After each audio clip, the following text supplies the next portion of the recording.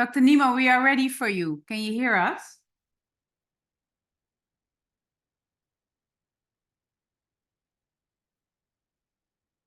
Hello? Yes. Can you hear me now? Yes. Yes, I almost forgot that we had adjusted the time. Sorry for the delay. Elizabeth, my host status has been disabled, if you can put me on. Oh, okay. Yes, I'm gonna make you co-host. Okay. Yes.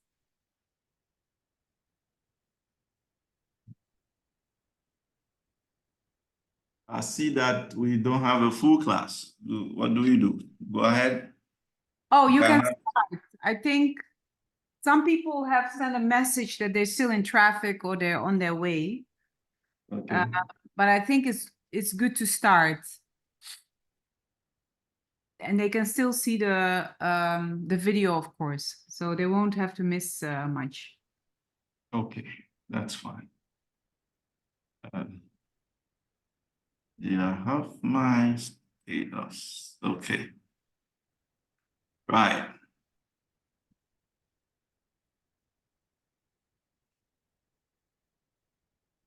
Good. All right. Great. We are good to go. As I mentioned last week, today's theme, well, I seek to learn a lot because this is more about the diaspora than it is about the continent where I am in currently. And so we want to look at the African diaspora, slavery over there. And there are two main objectives here: to look at resistance and rebellion among the enslaved Africans, and then to also evaluate the long-term legacies of slavery in diasporan societies. So these are the themes today. If I may ask, Elizabeth, you said you couldn't find the document. Were you able to get the other one? I shared two of them. Well, yes, Kenneth helped us out. So he sent okay. the book. So we now have, all of us now, we have the whole book. Okay. And then the other titles, I didn't look for it yet. I don't know if anybody else has searched the other titles. Oh, okay. But those other three books are for, I think, the Yeah, you next can two. find them. You can find them on ball.com and some of them on Google Scholar. Oh, okay. Saskia, thank you. Right. So then that is it. But were we able to read the one that we're going to use today? Have anybody read it? The Thornton one? No, we received the links this morning. I wasn't able to read it. Sorry. Oh, okay. This is chapter 10? Yes, chapter 10. Yeah, I didn't finish it, but I did begin it. But at least you started. I've read it. Oh, okay. Yeah, I didn't see a person. Is that Lashanda? Kenneth, yeah, your mic is on. What are you saying? It was a mistake to have my mic on, but yes, my mic is on. And I did read it, Dr. Nemo. Yes, I did read it. Okay. So you guys are going to really help me out with the team today, right? So first of all, can we have an understanding when we talk about the African diaspora? Which regions are we specifically looking at, if I may ask? Just to put the team into some proper perspective. So geographically, what regions are we referring to as the African diaspora, or what used to be the Atlantic world? North and South America, and in the Central America, I guess, in between. Okay, In the so Caribbean. Yeah. Okay, so we have North and Central America, the Caribbean. Any other? Any other? Oh, is that all? The Caribbean. The Caribbean. Okay. Okay. Anyway, so we are saying that slavery and the slave trade connected Africa to almost every part of the world. And so it linked African economy to all other economies in the world, and so resulted in what we have as the global history. And so looking at the 4 slave trades that were mentioned in our earlier discussions, you see how people from the African continent moved out to so many places in the globe. Albeit, even though they were coerced into these flights. And so we say that the diaspora extends beyond the United States to the communities where you can find African populations, so the Caribbean, as was mentioned, South and Northern America, some parts of Asia, the Middle East, and Europe. Essentially, we want to classify it as every part of the globe where you have Africans migrating to go and settle in either under the new order of migration or the old order of forced migration.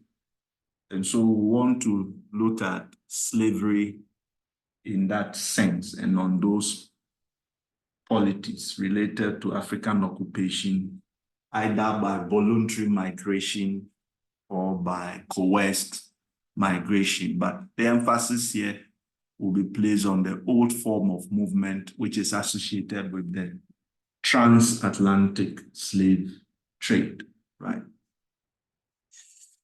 And so the African diaspora, I think a key significance of it is the fact that they keep the memory of slavery alive in terms of its politics and in terms of its practices as African Black solidarity. So these are my initial introductions, putting the context, the diasporan into geographical context, and looking at how we've been linked up to all other continents based on slavery and the long-lasting legacy that we are always reminded of our history, especially the transatlantic slave trade, as a major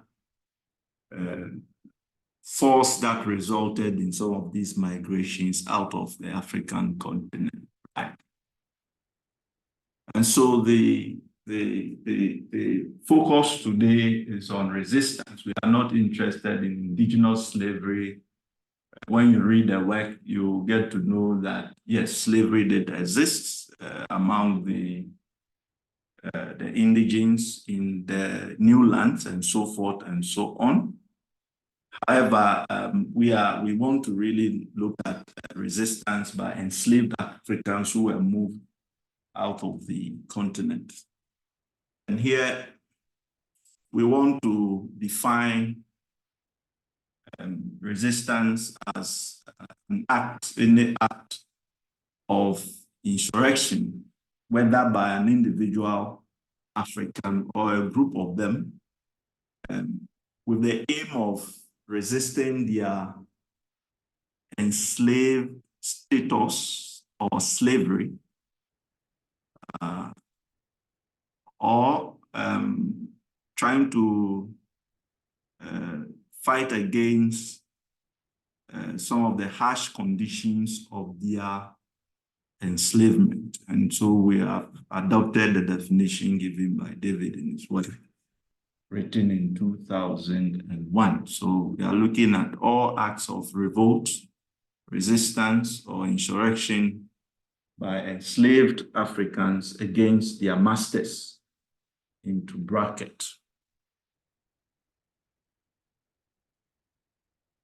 I mean, those who have read the book, you also know that these acts of resistance have been classified basically under 3 thematic areas, where we look at the day-to-day resistance, what they call the petite marronage, or the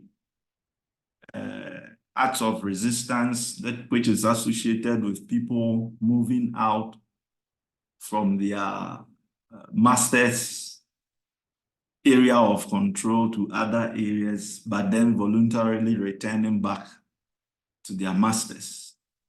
And then we have the grand marronage, which looks at the attempt by enslaved people to gain absolute freedom from their masters. And so this is the types that we are going to also adopt to look at resistance in the diaspora. It is important to note that in analyzing each of these themes or modes of resistance, if we may put it that way,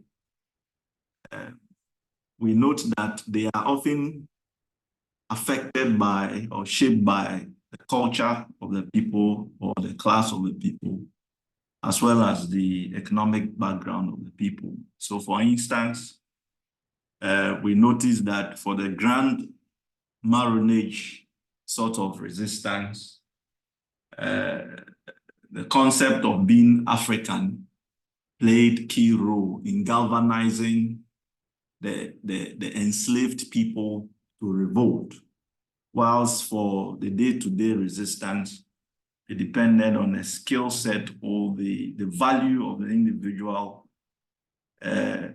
slave to be able to sort of use that skill set as a bargaining chip to avoid sometimes working, and then still manage to relate with the master. And so as we look at the forms, these factors are to be considered.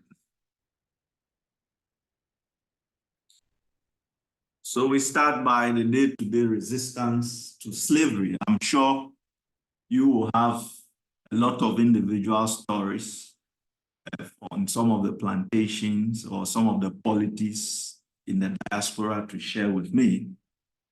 But then quickly we look at some arguments concerning this theme of day-to-day resistance to slavery by the enslaved people.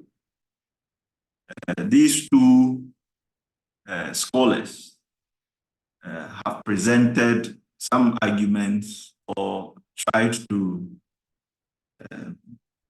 explain the behavior of the African enslaved in some perspective, so that they attempt to, for instance, paint all acts of day-to-day resistance, the soft form of it, where we are talking about people feigning sickness and avoiding work and so forth and so on, or slowing down their work activity, or just having some petty hold-ups in the slave camps or in the plantations. Some people will want to see that as a behavior akin to African labor, to be people who are lazy. Okay, so that was the rhetoric that that attempt to resist using these soft modes of work slow down and so forth and so on was often taken to mean that the African was traditionally a lazy person. And so Raymond tries to draw attention to the fact that those simple malperformance work were not actually personal habits or personal trails of the African laborer, but we should see them as just some form of showing resistance to the institution of slavery itself. And that exactly is what it was. And so he wants us to note that this day-to-day resistance by the enslaved people has nothing to do with the attitude of the African towards work, but has everything to do with trying to resist the exploitation of their very labor. Okay. Then Eugene will also want to cement this point by emphasizing that resistance is actually universal, and that wherever people are exploited, whether they are Africans or otherwise, we want to use some modes to resist that particular exploitation. And so the attitude that comes up of should not be linked to the cultural background of the person. And so we should also see them as reactions to the colonial exploitation of their labor, right? The book that we have read, Under Day-to-Day Persistent Slavery, then talks about what he calls chronic malingering, and gives an example of people on the Remiel plantation in Cayenne in 1690, who often reported of one ailment or the other just to be able to stay off work for some period in an act of resistance of a sort to the colonial masters, to their masters, right? Then they also make mention of the fact that these resistance were a means by the slaves to withhold their labor in a short period from their masters in order to try, or in order to attempt to negotiate for better conditions of service. So this is the light in which these scholars want us to see some of the day-to-day resistance to slavery in the diaspora, right? So if anybody can share some specific stories of individuals who had to, oh, okay, there are a few people in the waiting room, right? Lisbeth. Hello? Yeah, sorry, Dr. Nemo. I lost connection and then I lost the rights of hosting. So right now you are the one who will Oh, okay. the people in the waiting room. Yeah. Yeah. Make me host again if you want to, but I just didn't want to interrupt you. Okay. I'm supposed to make you what? Co-host or something? You can make me host, and then I can also let the people, I can check the waiting room. Yeah.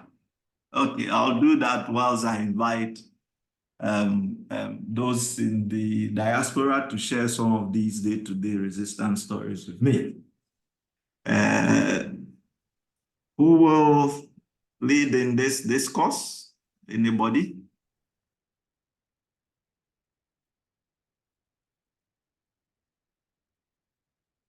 I mean, to share some of the stories of work slowdowns in some of the slave holdings, low morale, small hold-ups within some of these polities. If there's anybody who wants to share on it. Yeah, Lashanda.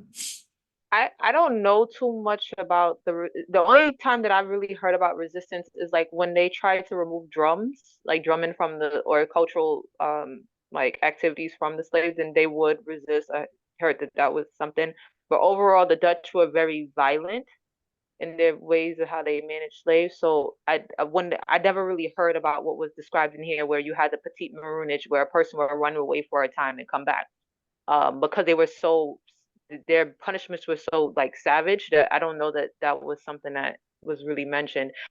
Most of what I get from is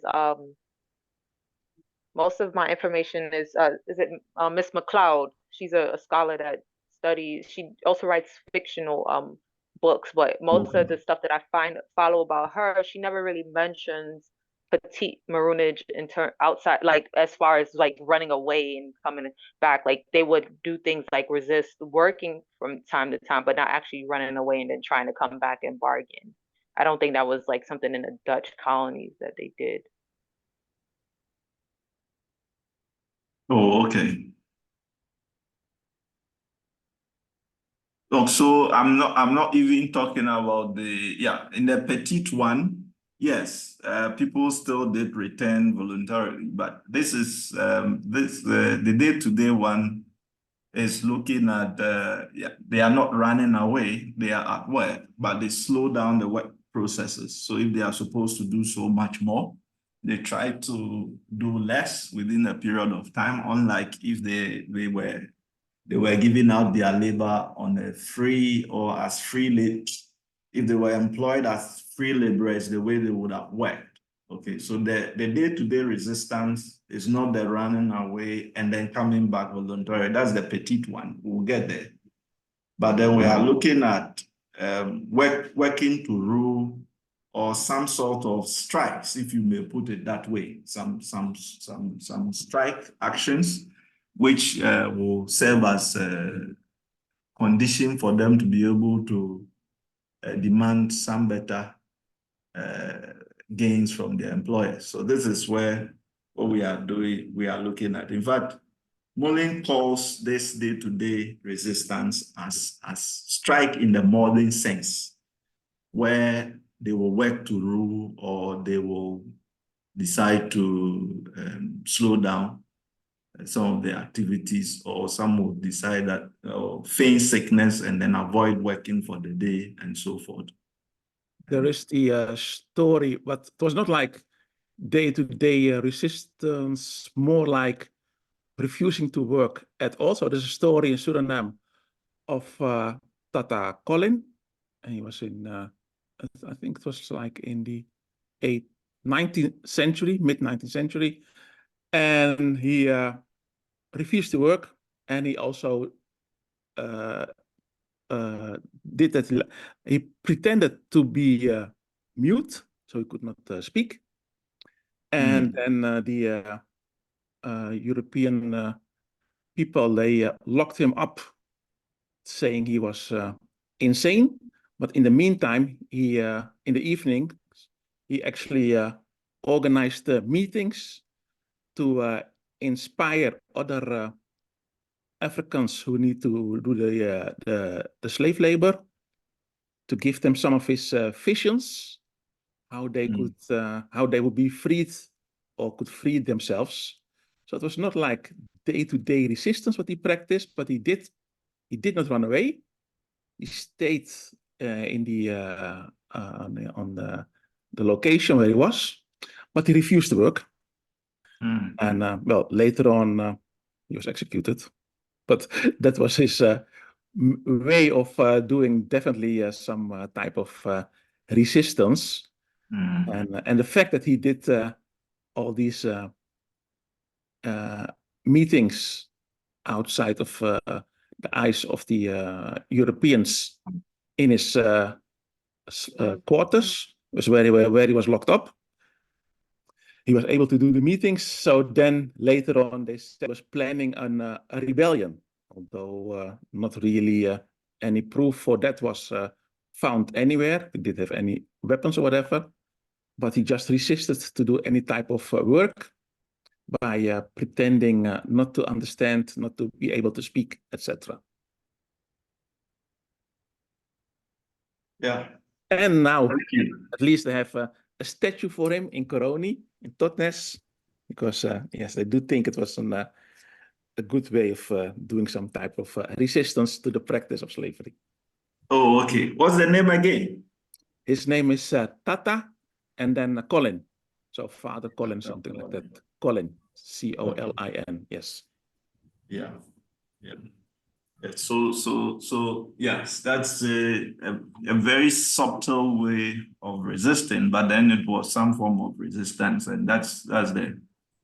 So for these ones, ordinarily, the punishments were not supposed to be that severe, but in his case, yeah, he was hanged because Yes, later on there were, come again? No, you're right. So later on, he was. They captured him and all the people who were listening to his visions of freedom. And, well, not all of them, a number of them. So yes, they were afraid of his vision of freedom, but it would inspire other people to do. So, and it was in one of the Dutch colonies, and like Shanda says, they did have the reputation of being very, very brutal against Africans. Who tried to resist. Okay. Yeah, Saskia. Yes, I would like to, I have two things. I would like to comment on Lashanda that Cynthia McLeod is not a scholar. She is a writer of Romanized fiction. She writes books about it's a history, but it's Romanized. And she has also made often the comment that she's glad that she is not in Africa, but in diaspora, because when she looks at Africa, she would not be there. So I don't think that she's a credible person otherwise she's not a scholar, she's a writer. And when the second thing that I would like to say is that when you look at the settlements in Suriname, in the south and in the east, there are a lot of settlements of Maroons, and that so you can from there on you can derive that there was a lot of resistance. They left the plantations and they went to the interior under a brutal how do you say it, in an environment that they didn't know, but they made their own settlements there. Until today, those settlements are still there. Right. You mentioned the Maroons, and so for them, we are looking at those who ran away to settle elsewhere permanently. Yes. I think we'll classify that under the Grand Maroonage. Yes. I mean, those who settled, but we just talk. They also have their own structure of how do you say it, government. Okay. Yes, and they were able to negotiate with the colonial government because it was tiresome and very expensive every time to pay rates against them. So in the end, most of them could negotiate with the colonial government to leave them alone, to get every year to get the things they needed. Yeah. Yeah. Right. Yeah. So there are a few more things that we'll discuss when we get to that. For instance, is it to say that the areas that they occupied were uninhabited, or were there indigenous people there, and so forth and so on? But so if we exhaust this day-to-day thing and we get there, then we can look at the details of that one. Okay. And they're Right. still living there. A lot of them are in the city now, but they still have their settlements in the interior, in the There. south, and in the east Oh, of okay. Suriname. Of Suriname. Of Suriname. I see. Yes. Okay.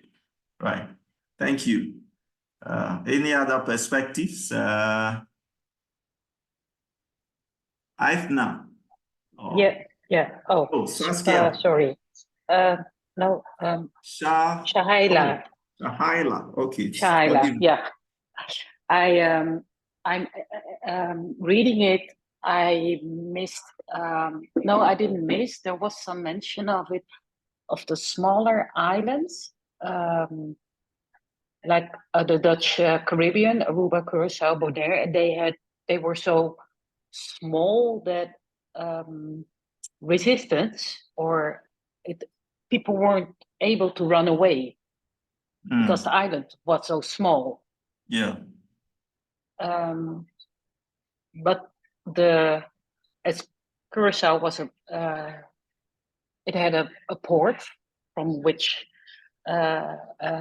people were traded, and the news went very fast. So there's a lot of people coming in, going out, and they had this one papiamento, which everybody had to learn in order to trade. So the news of what was happening in France, but also what was happening in Haiti, went very fast. And this inspired Tula, but also other people, some females also, to stand up against and use the French and the Haitian revolt. Okay. To start their own. They say their own. Yeah, revolt is not the right word because it started very peacefully. But what I found very interesting is this small. When it is a small island, people go in and out of slavery, because when there was a very dry year, the colonists let them go because it was too costly to keep them. And when it was a good year, they were back in slavery. So it was in and out. And I missed this point of view, but I do realize it is it's what you have on small islands. I found it very interesting, though, for the literature for today. Very eye-opening. Thank you, Shahaila. Yes, so some scholars have actually argued on the note that you shared that some slaves enjoyed what they call the semi-freedom. And so during seasons where there wasn't much work to be done, then they were free to go about their usual duty and so forth and so on. Thank you for sharing your perspective on that. I think we can look at the second form, which is described as the petite marronage. I've mentioned that the marronage concept here, we are looking at all forms of absenteeism. The first one is using to slow down production, sort of, as a way of resistance. Some sit down, some hold ups. The individual is not necessarily moving away or trying to run, sort of. So this second form is where we consider absenteeism. Okay, just being absent from the activities that the person was supposed to conduct for the day. So you are absent. It will be based on health-related issues, or in this case, we are looking at the intentional absenteeism, which also served as a means of resisting colonial authority. And obviously, you know that the punishment that will be meted out in this situation will be different from in the earlier one where you're actually working, but it's just that you are not working up to your highest level of productivity, right? And so here we're saying that slaves who absented themselves from plantations and went to runaway communities, but they will later on return voluntarily. In this situation, we find most of them running into the mountains or into the woods for some time and then coming back. And as I said, this mode of resistance was actually more used by slaves who, by their skill set, knew that their absence will affect productivity, but again, the European colonizers will need them and will have to rely on them. And so whatever the forms may be, the punishment will be quite marginal. So it's not everybody who will take this risk of absenting themselves when you are required to work. So those who've once again read the document, it takes note of an observation by a Spanish priest known as Alonso de Bernardes, who observed that in Veracruz in 1609, there was fluctuation in the population of people who were on that particular plantation because most of them kept on reporting or feigning sickness each and every day. And so in terms of the number of people who were required to be on the field to work at every point in time, the numbers kept on changing, right? And then some of them, those who would not report for work, he actually observed that they were moving to what he called the running away communities, which were mostly in the hills or on top of the mountains, and then later coming back. He makes mention of Lady Francisco Angola, right, who was a client and was able to leave and then was voluntarily also came back to join the fold without getting so much of a punishment, right? Then on Petit, we say that, and so in this case, the observation by Beckles is that slaves who could sort of rely on their positioning and then move out of the controlled area to the mountains or to other communities and then come back, then enjoyed some sort of semi-freedom because by taking refuge, even though for a temporal period in another master's camp, they enjoyed some degree of freedom, and then they will return back to base. He gives another example of a man named Pedro Quaroya, who was described as the best worker in a Cape Verdean slave plantation, okay, in Santiago thereabout. And as a result of the fact that out of the total number of enslaved people on that plantation, he was the best worker. He was able to move away to other communities for some time and then came back and only suffered some reprimand, a few lashes here and there and was reintegrated back into the society because the master really had to count on him to manage things in the farm because he was the best. And so, as mentioned, those who were involved here tried to trade their position, their skill set to get some negotiations from their masters.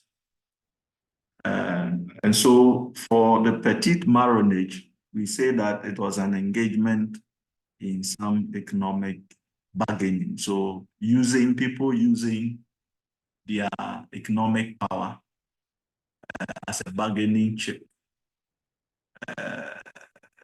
to sort of negotiate for some better or improved conditions. And most of the time, this would have been based on individual benefits, okay, unless the person was able to rally other people who were on that plantation to join in some of these things, right? So again, I think Dono shared a story like that, and then Shahalia has also given us some that. I don't know if there is any, but and then now at least Lashant, this is where yours also can be placed. Can we quickly look at the runaway communities? Where could enslaved people find safe haven outside their masters or the European colonialist control within the period that we are looking at? Where do you think, or which communities would have been classified as running or runaway communities that would have accepted these enslaved people to stay there and then to return back to their masters? Can we have a discourse on that? I have a question about that. Okay. Wouldn't that be risky for somebody to allow, like the marooners you described, like to have somebody run into their community and then leave? Wouldn't that be risky for them? Exactly. Because I know with the wars that they had with the Maroons and the colonists, they used to use slaves to capture the Maroons. So wouldn't that be risky for them? Yeah, so that's obviously risky. So I wouldn't want to answer it directly. I want us to have the conversations, because definitely to host such a person will attract some problems from the colonial masters or whoever owned that slave. And so yet we are saying that there were individuals who had that opportunity to absent themselves from their daily chores and then go to some communities, and they were there. Nobody really did that. And so we want to look at the possible places that these people could have gone to have that solace without those communities getting at the wrong side of these colonial masters, right? So the question is apt. We will answer it. Yes. Anybody? Where did they move to? Or which enclaves? Which areas do you think that they could have? Yes.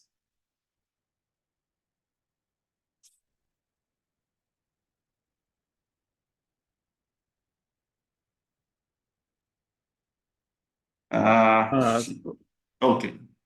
I think, well, some history tells us that Africans who got away from the plantation system, they did find sometimes refugee at the indigenous, so the Karaib, Taino, or Arawak communities, the people before, and also with other Africans who left earlier and build their own communities in the mountains or in the forest. But like Lashanda said, there's also a risk there because at one point they could become seen as traitors. But at the other point, the colonial system of the people from they made some time of deals with some of the Maroon communities, like we will leave you in peace, but any other African who comes to your community, you have to hand them over back to the plantation owners. So yeah, then it became more dangerous to seek refugee at these communities, Maroon communities again. So there was different ways of getting out, finding other people who already freed themselves or left or were doing finding a life on themselves. Sometimes it was just that people did leave the system, found people, other people who had done the same. They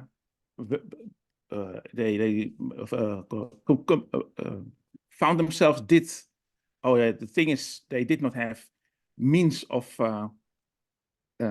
feeding themselves, etc. So what they had to do was again go back to the city once in a while and steal food or other items that they needed to survive.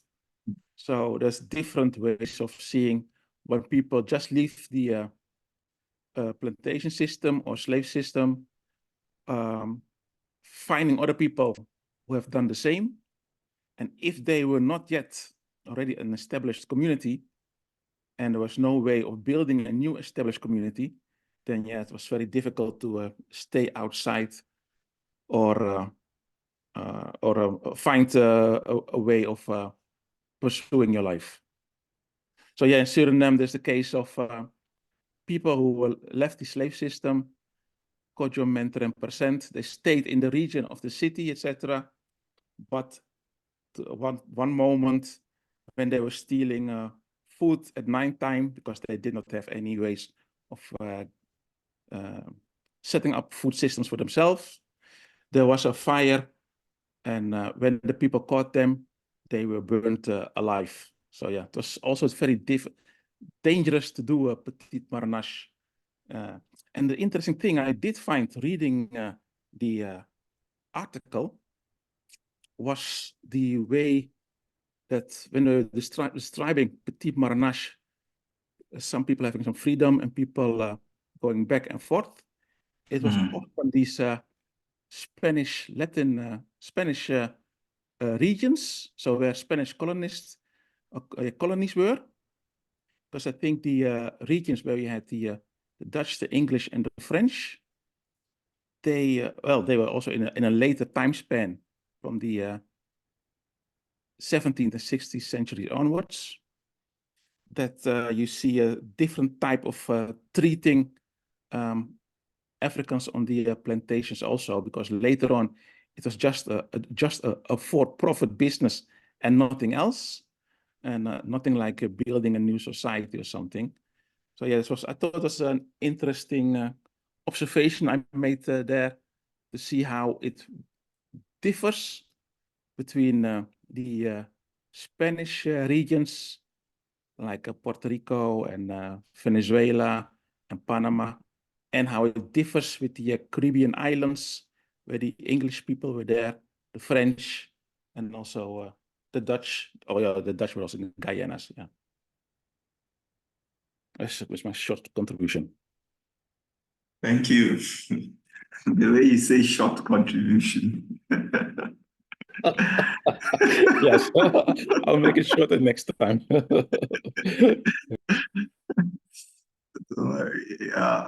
You've said a lot. I need Joyce. .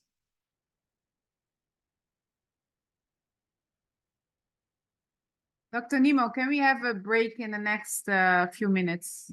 Few minutes. Yes. Okay, then I want to see there are some people who haven't spoken for a long time. Yeah, where's Veronica? I'm here. Right.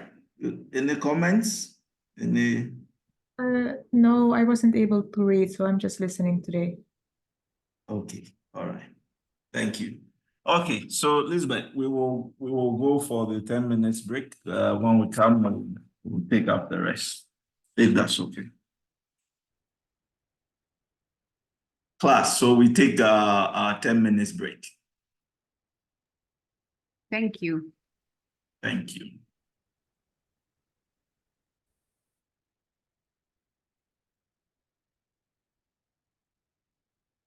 Those who flee from their masters to permanently go and stay somewhere else. And so these are slaves who ran away with the intention of completely leaving the slave society and making a life for themselves elsewhere.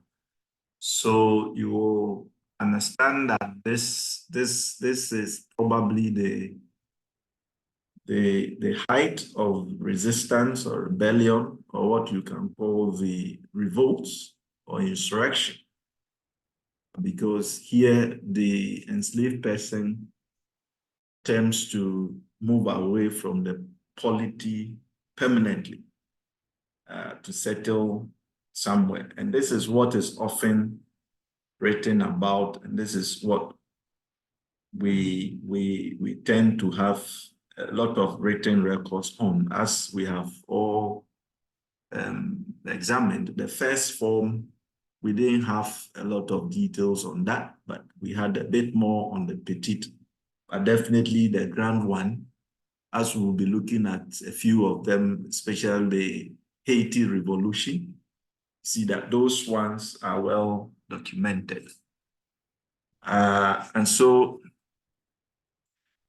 we start by looking at some of the arguments that relates to this whole concept of grand marronage. Scholars have argued that normally this grand scale resistance or revolts were often led by those who were born on the African continent, and so they are eliminating the role of the mulattoes or children who were born between the African slaves and their colonizers in the diaspora from partaking in some of these grand scale revolts or resistance against masters. The other argument is that it was often staged by Africans who had arrived in the diaspora afresh, and not by those who had been there for so long and perhaps have begun to accept their very lives as enslaved people. The argument here is that for newcomers, they were yet to find their feet and they were yet to find their way in the new lands, and so were more prone to lead mass movement of resistance or individually try to escape from those colonial masters. And that for those who were enslaved, who sort of possessed some degree of royalty or were leaders in their African home regions, would try to gain independence for new polities where they could establish a system where they could get back to their old status, okay? And so those people will want to run away permanently to new lands or to new areas and to try and reconstruct their lost place in the world of. And so the argument here is that almost everybody tries to look at these grand rebellion or resistance or revolts as having to be associated, first of all, as mentioned, with those who were born on the continent, and secondly, those who had arrived in the diaspora anew, and then thirdly, those who held some power or control when they were back home in Africa. And so these rebels were often considered to be enslaved people who were integrated Africans, those who were yet to be properly integrated into the diasporan society, right?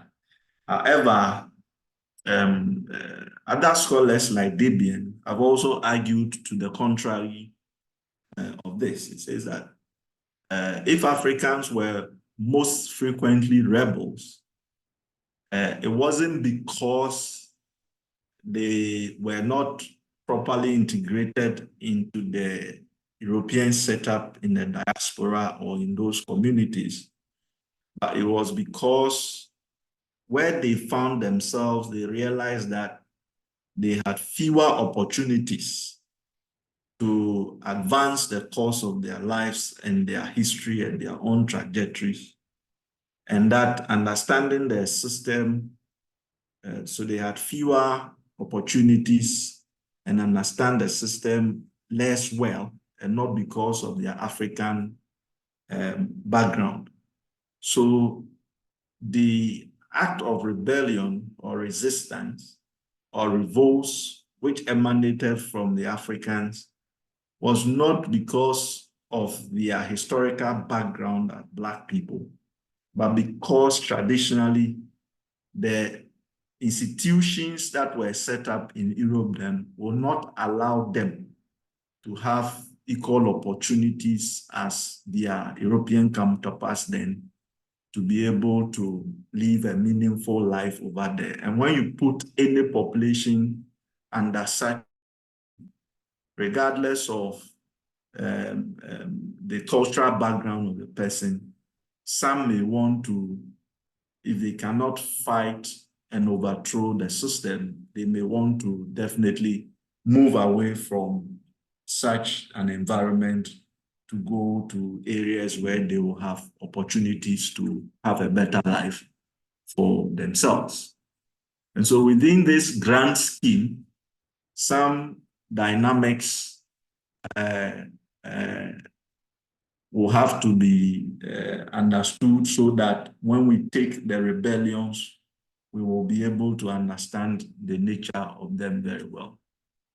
That first of all, enslaved people aimed at escaping to areas where or outside the control of Europeans, and not at overthrow of existing society. Okay, and so the grand resistance was not aimed at sort of taking control of the very plantation that these individuals found themselves, or the very colonies that these individuals found themselves. That was not the purpose. Essentially, they just wanted to relocate, okay, from those controls and inhabit new lands. And so you will notice that most of them actually fled to the wilderness, uninhabited areas, mountain areas, and so forth and so on. We also quickly come and look at the role of Native Americans in assisting some of these runaway slaves, in trying to help them and offer them some protection and so forth and so on. But the first thing we take note of is that these were not attempts to overthrow colonial power then, but they were attempts to sort of relocate or escape from those polities into new areas, right? And as I've mentioned, the runaway communities were often shipwrecked African slave communities. I think Dono tried to establish that the very early people who were taken out of the continent, some had encountered, or some of them had their ships wrecked. And ordinarily, because of the chains that they had, you have almost the entire people on board the ships dying because of the chains. But in some situations, you find out that there were shipwrecks that allowed some Africans to be freed of their captors and then find some coastal settlements. And so they settled in those places and then were able to build some communities for themselves. And once other enslaved people got to know of those areas, that would be a place of comfort for them to run to most of the time. So I've given examples here that in the Caribbean, we have the Zambos mosquitoes of Nicaragua, and then in the Black Caribs of St. Vincent, where you had Black populations there that would offer some essential support to people who try to run away from their masters. Okay. And there, again, you see the Native Americans, those who had not been colonized by the Europeans, or those who had some degree of autonomy and were against the institution of slavery and some of the treatments that were meant to them. So Native Americans also contributed to the escape of slaves and the building of free communities. However, the outcomes of their reception or otherwise will be shaped by the relationship that existed between these Native Americans and the European colonists. And as Lashand rightly mentioned, if the Native American community was independent as a result of some established rules between the European colonizers and themselves, then they couldn't risk allowing runaway slaves to stay in their polity without getting their European counterparts worried and showing aggression towards them. So in that case, those communities will not easily accept runaway slaves. So in communities where these sort of arrangements, or there were no cordial relationship or some degree of control from European colonies on the Native Americans, then they will be more likely to accept some of these slaves there. And we shouldn't forget that these runaway slaves will then come and form part of the labor force of those very communities to support, some also helping in the military of those communities to then try and resist some of these external aggressions from the European colonizers. These are a few perspectives on these things. I will come back to you to tell me more about some of these things that I have explained, especially the role of Native Americans in helping escape slaves in Suriname or in the diaspora, if you can share some of the stories with us.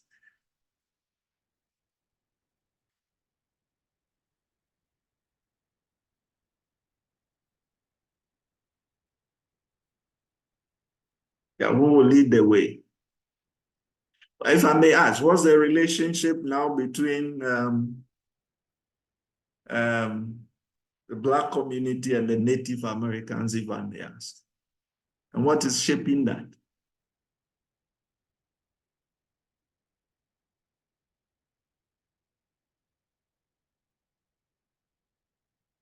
Anybody?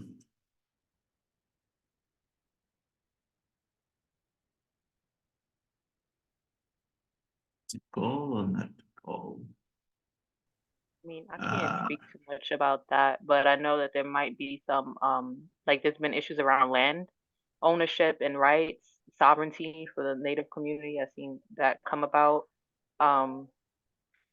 Where my family's from, we have the problem is my family's mixture, so we have natives, we have everybody's we've mixed and had children together, so it's like I don't know, like I don't really look at my uncle like, oh, you're a native and I'm Black or anything like that. So the lines are blurred now. For the most part, for some people, yeah, it's blended. Most people, they have everything in their family, whether it's through marriage or direct descendants. We're all pretty much mixed, but they do have communities, from what I understand. And they have issues around, and this is most people right now. They're dealing with that, like, with the government, with their land and sovereignty being taken away. Oh, okay. I see. No, this time everybody, let's see, you are there. You should be able to tell me more. Barbara.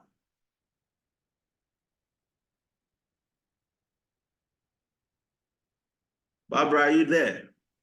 Yes, I'm here. Can you hear me? Yes, please.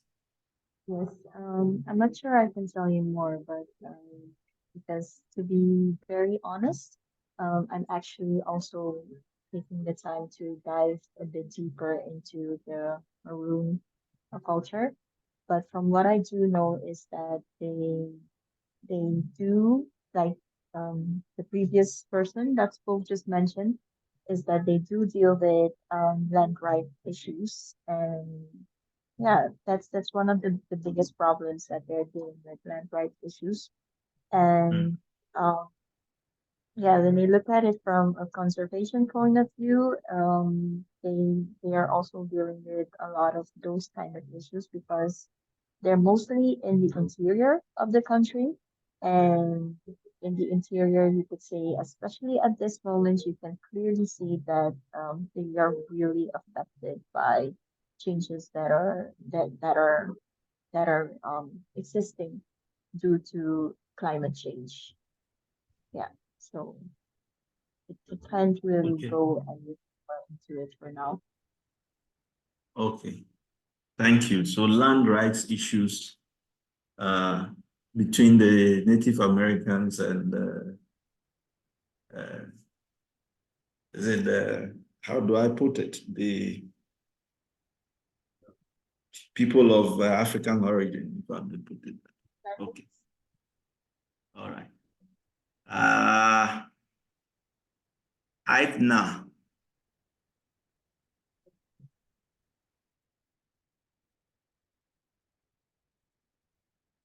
Oh, Sahila, are you there?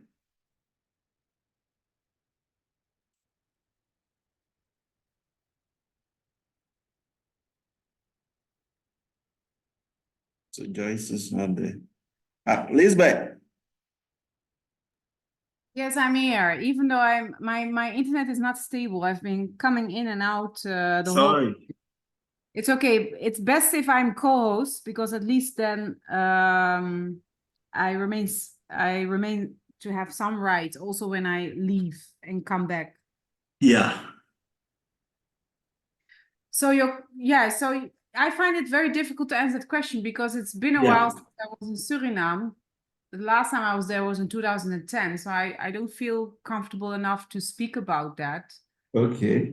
But it's definitely a question that I will ask the ambassador of Suriname, who's now who's in Accra, and she is from the Maroon culture. Her name is Madame Fidelia Grand Galon, and I don't know which part of which of the settlements exactly she is from, but I do know that she's a native Maroon person, and that I will ask her this question to hear from her what she thinks of the relationships between the Native The Native Americans Americans and the Maroon people. They share the yeah. same forest, so yeah. So if you can have that conversation next week, Tuesday, we can pick it up before we look at the team. I will do my best. I have contact with her assistant, but I'm not sure if she will respond immediately. But I will do my best. Okay. Thank you, Elizabeth. Shahalia. Don't know. Is it because don't know, I'm listening. Are you asking me to talk? Yes. I'll keep it short this time. I think sometimes the groups work together. So there's a discussion on reparation and reparation against the Dutch government. So there, the groups work together. And also when we talk about land rights, sometimes they work together because there are different parts of the land that the Suriname government doesn't want to release to both the Maroon communities and the Arawak and Lokono communities. So yeah, there are some places where they work together, but only thing is the native community is very small in size, and therefore they are a lot of how do you call it, neglected or seen. Yeah, but I'm looking at in terms of helping escaped slaves. Any stories about some of these Native Americans shielding some of these escaped slaves? Then, in the past, yes, I can only talk about what I've read, and yes, there were occurrences when they did work together, but I've no oral history on this part. Okay.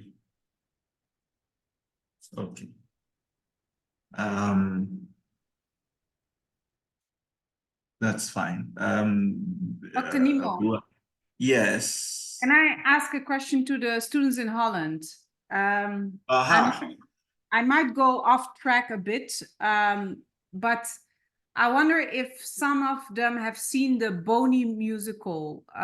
Boni is a well-known freedom fighter in Suriname from the 18th century, and now they have a musical about his life. I think it's a biopic on stage in Holland, and I wonder if any of the students have seen it and whether or not they think it's a good representation of what he stood for. He was not really a runaway slave, if I'm correct. But his mother used to be enslaved, and she ran away, and he was born in freedom, if I'm correct. Yeah. Yes. I have seen the musical. Oh, okay, Saskia. Yes. Yeah, and if you can then answer the question for us. Most of the story was, I think, accurate, but the musical, I think, was very Eurocentric. But that's understandable because they want a large crowd to come and look at it. But that's my opinion. Okay. Elizabeth, have you watched it? No, because I'm not in Holland. So, but I have family members who went to the musical and they really loved it. Oh, okay. All right. I don't know if I'm not sure if we will get a lot of perspective. So if you speak to the ambassador, and it calls to mind, I read that Anton de Kom, the person University of Suriname is named after, was also somebody who helped enslaved people to settle in some communities. Can you share that story with me? Or have you? Are you asking me specifically or? No, the class, if you can. So your question is if Anton de Kom has helped people with to I'm settle. told, I'm told that I read in the books that he helped some escaped slaves and tried to offer them some abode. And I think it was partly the reason why this institution was named, if I may. Well, he was from the beginning of the 20th century. So Oh, if you talk about okay. escape, Okay.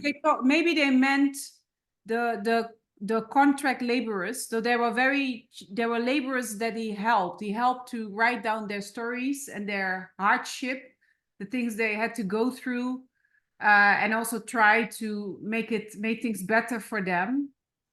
But he's definitely from the No, 20th century, then yeah. Then whatever I read, I don't know where they got that thing from. All right. Anyway, so we'll get some other perspectives on this relationship between the Native Americans and their role in fact, their role in helping escape slaves, because obviously those were the communities that the escapees will immediately look at staying in, right?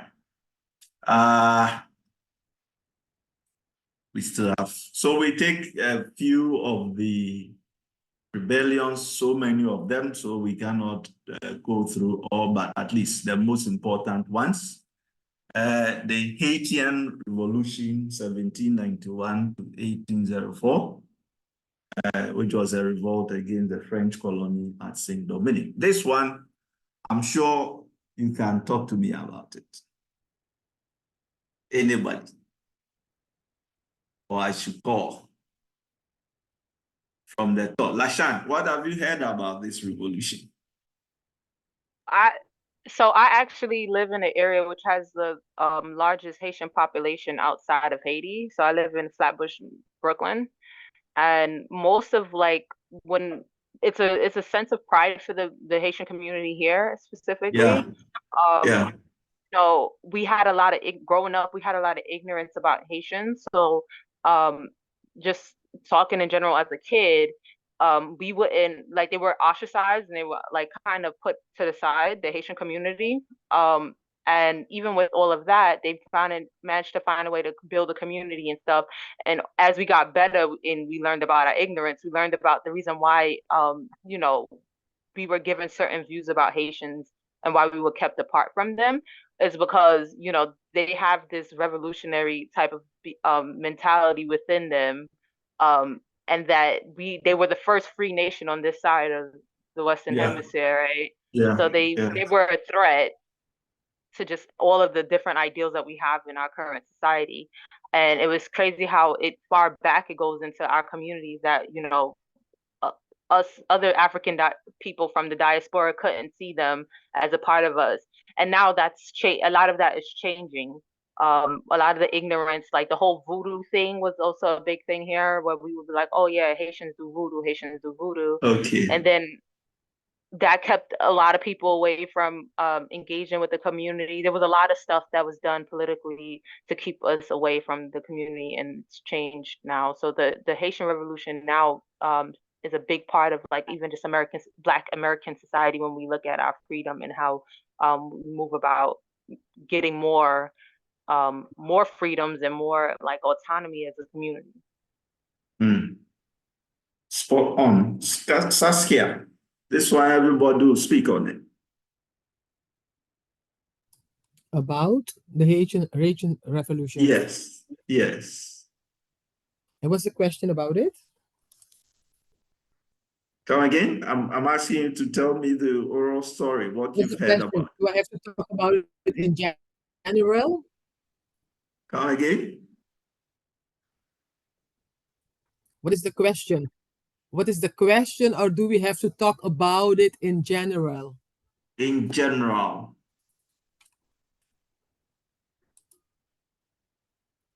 Oh, okay. I grew up in Suriname. So in Suriname, we were taught that the Haitian Revolution was the first black-led revolution in the Western Hemisphere. So that was you grew up with some kind of prideness about the Haitian Revolution, and we also learned that from day on, when the Haitian defeated the French, they were how do you say it?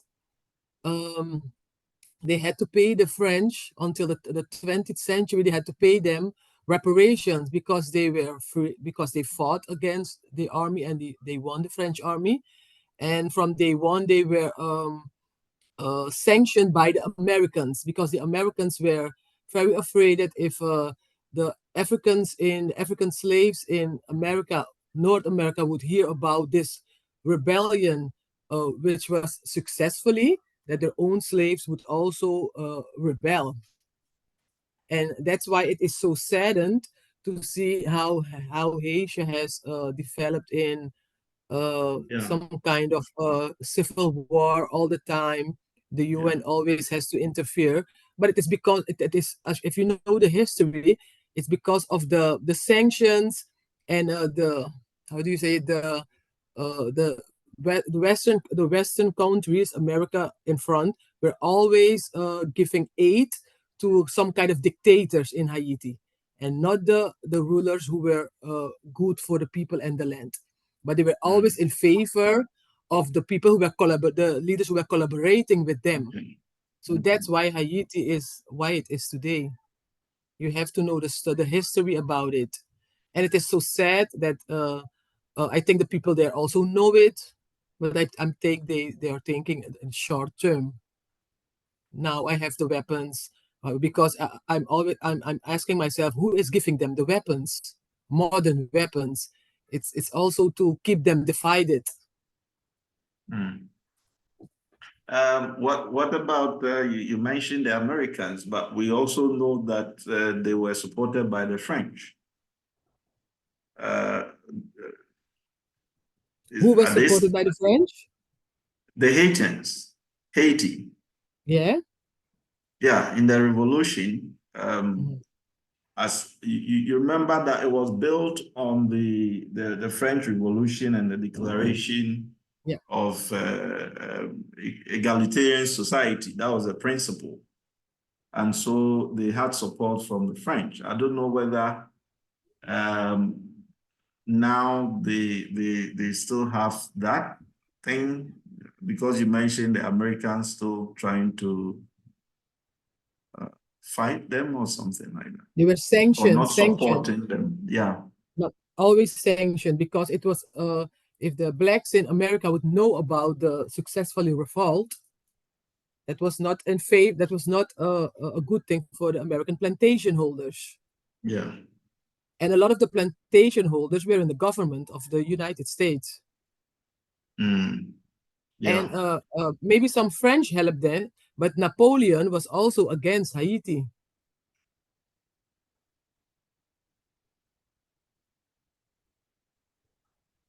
Oh, okay. Yeah. I want to take some perspective on that from Kenneth.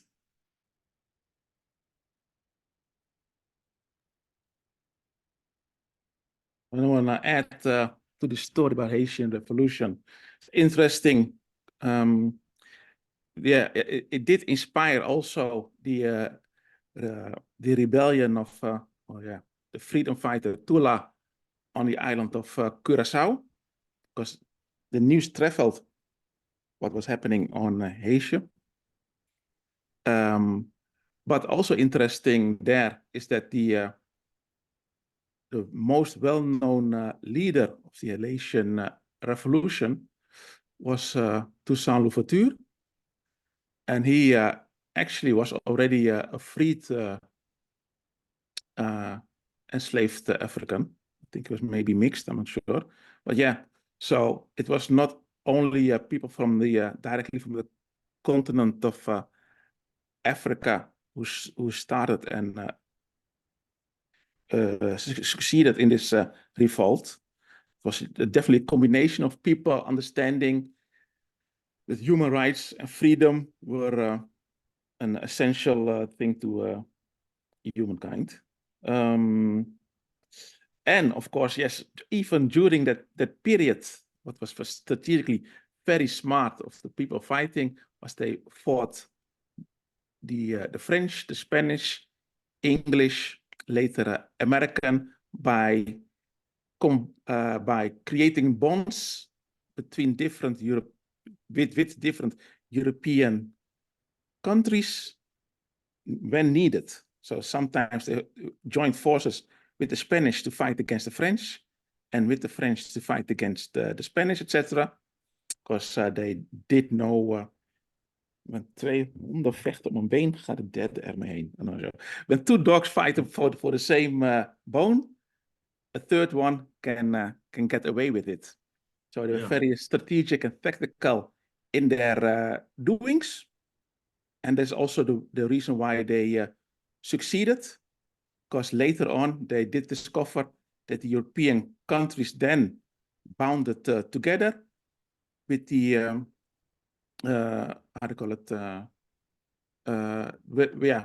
with excluding them out of all the geopolitical international commerce, like Saskia mentioned, they were boycotted, etc.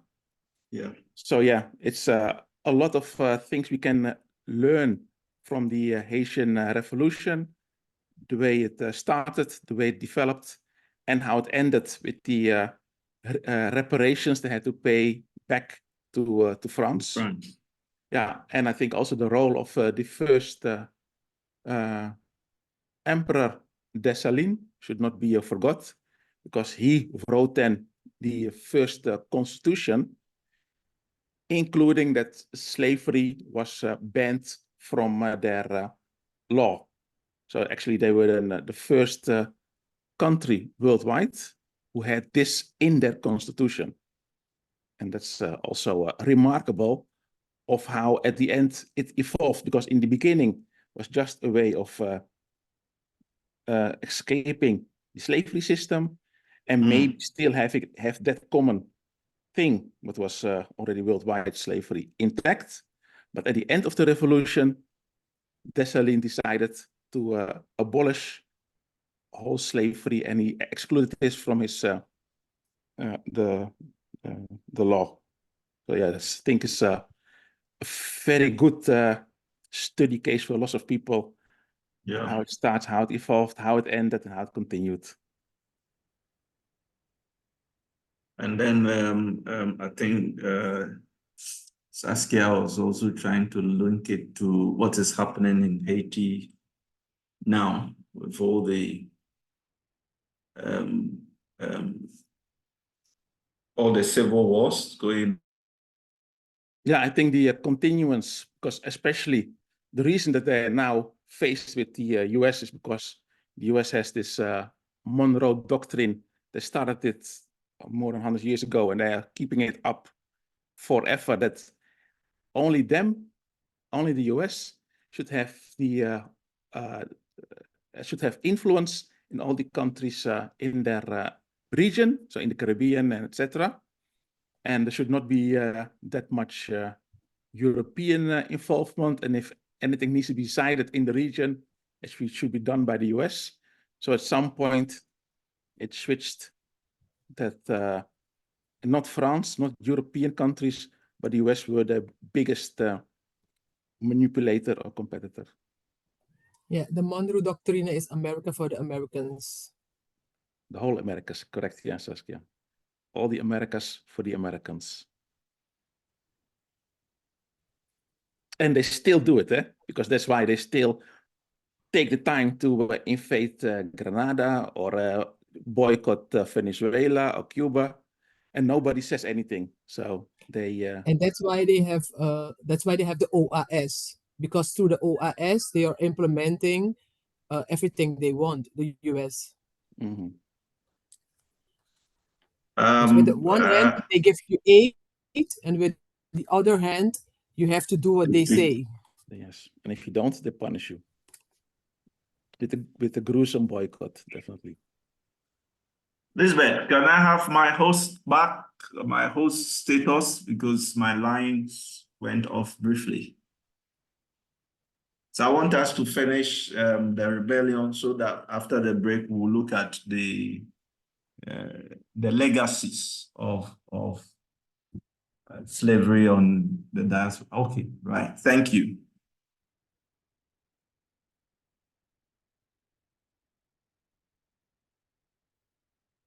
Okay.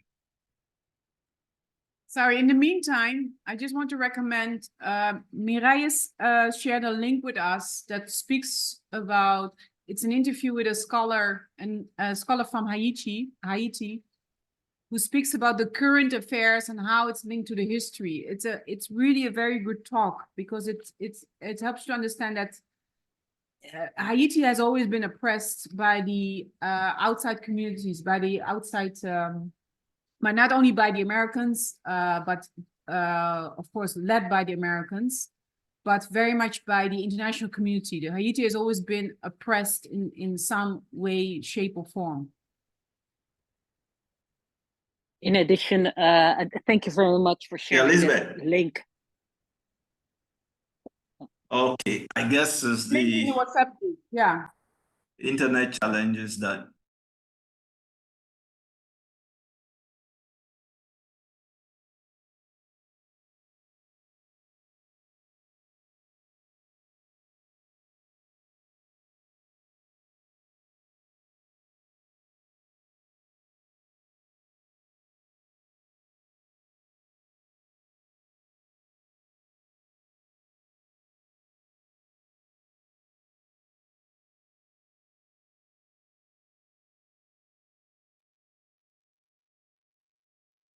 You are muted, Dr. Nemo.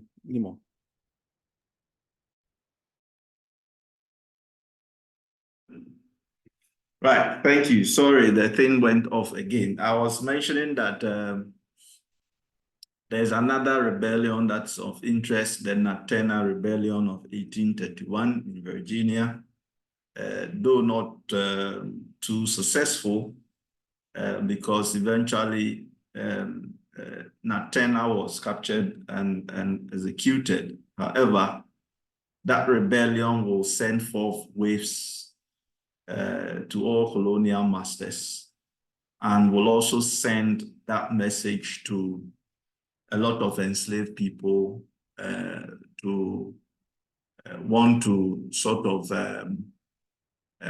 rise up and at least try to help improve their conditions in these enslaved communities.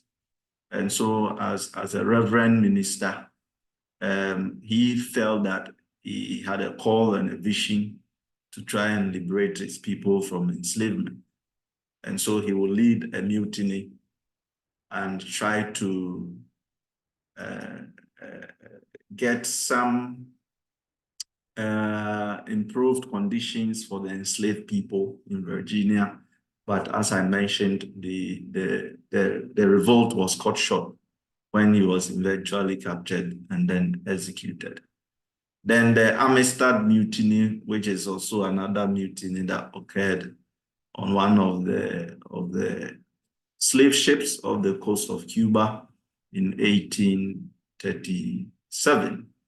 That mutiny was also led by the guy the Americans called Joseph Sink, who was a part of the enslaved people who were kidnapped. They were successful at taking over the ship. However, they were misled by the captain because they did not have the right navigational ships. And so eventually they will land on the coast of America, and they will be tried. However, it's important to note that all 53 captives who were captured and were tried were victorious in a court decision in 1840 in Connecticut, and then the same decision was held by the U.S. Supreme Court in 1841. And so these Africans who were on board the Amistad will in 1844 be returned back to Sierra Leone as a result of the revolt that occurred on the ship.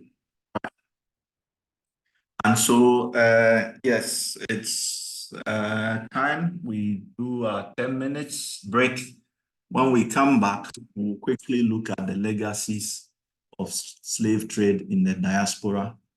And I'm sure there will be a revisiting of this issue in Suriname, in Haiti, to look at what's Could you please put the slide from before?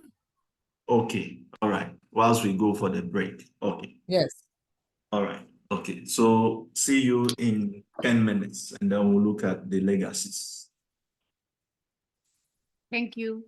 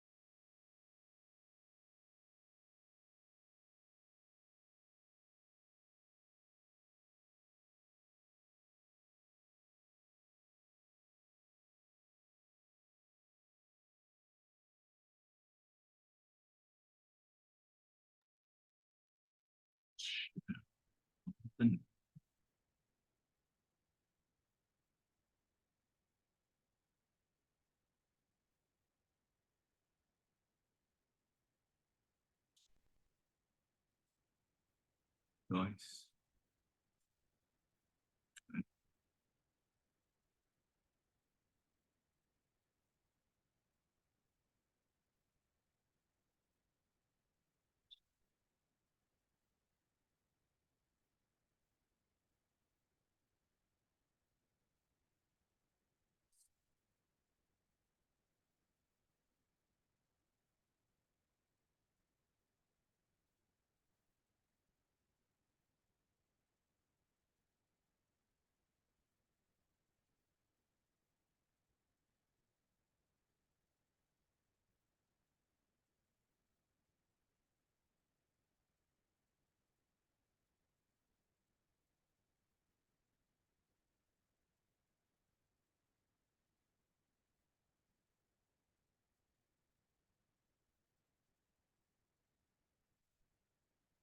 Okay.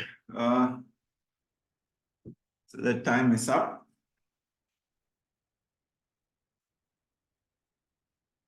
Right. So the legacies of slave trade in the diaspora, the long-term legacies, we can take it from the economic, social, and political perspectives. So on the social perspective, I mentioned here the preservation and the evolution of African cultural traditions in the diaspora. And I give an example here of the Tuk band that is in Barbados, which was a way of enslaved Africans their cultural heritage by using materials that were available in the very environment, making their own drums and sort of creating their own forms of or music or cultural band that still exists even today. Definitely there are other social legacies of slave trade that exists in the diaspora. Once again, come back to you. You can pick it up from the economic or social and political front, and then we'll wrap up on that discussion. Kenneth, are you here? I'll start with you. This one, everybody will share an opinion on it.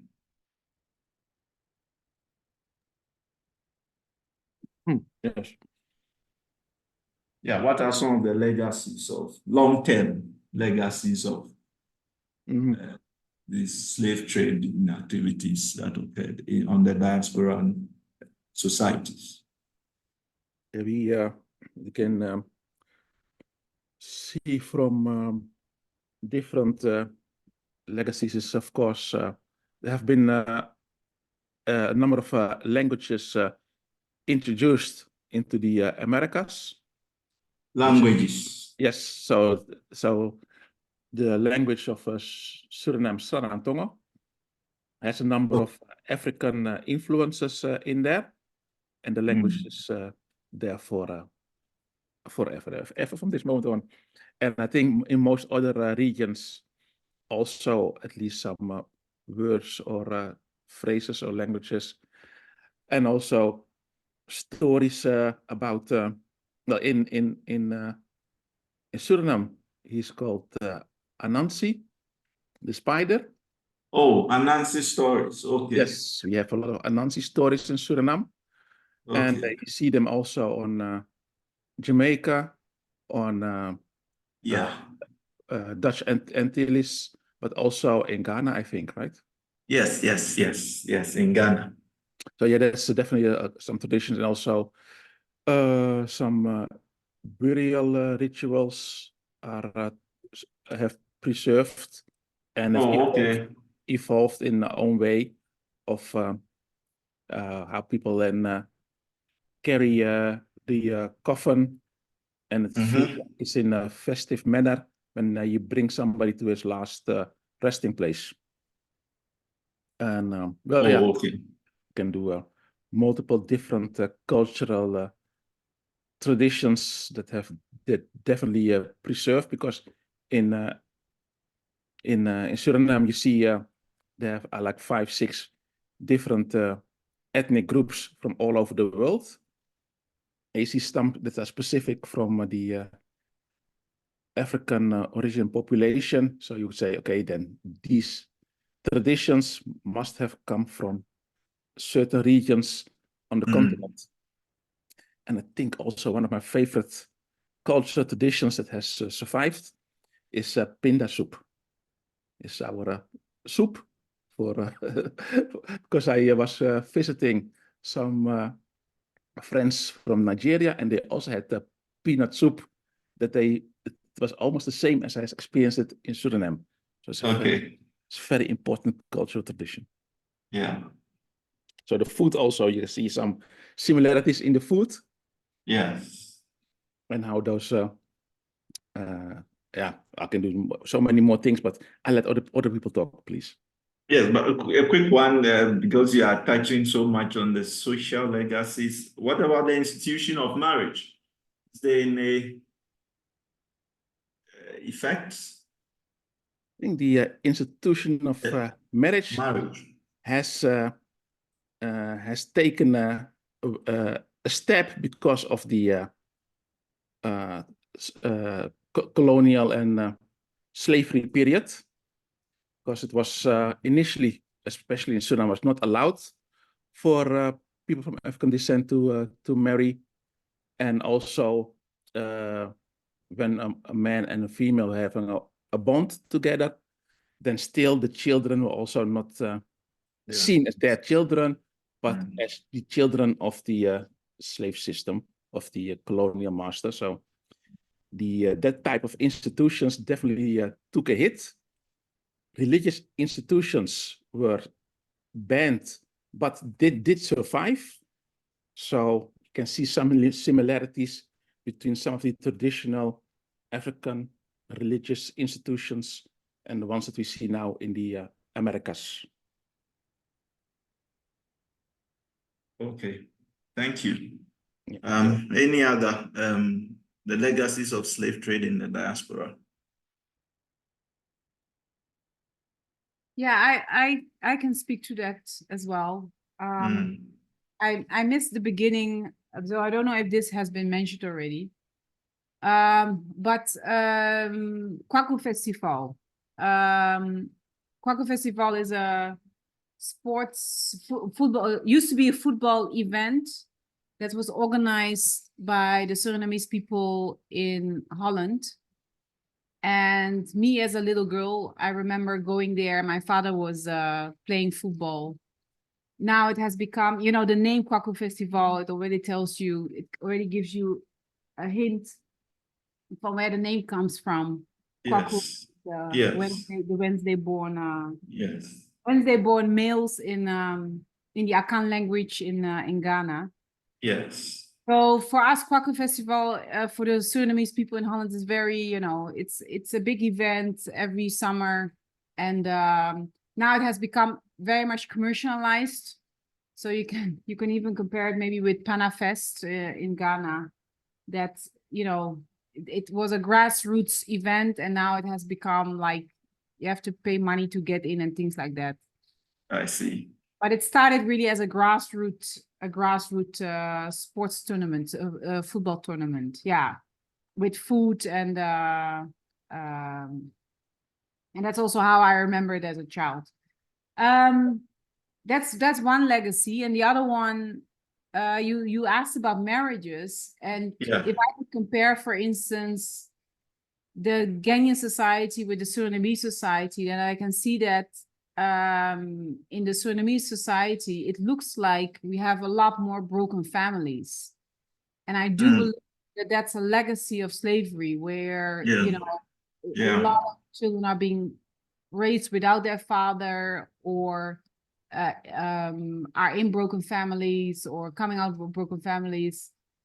And you don't find that, of course, people also get divorced in Ghana, but not to the extent where I saw it in Suriname, where also a mother can have children from different men, and sometimes the child doesn't even know the father or is not sure who the father is.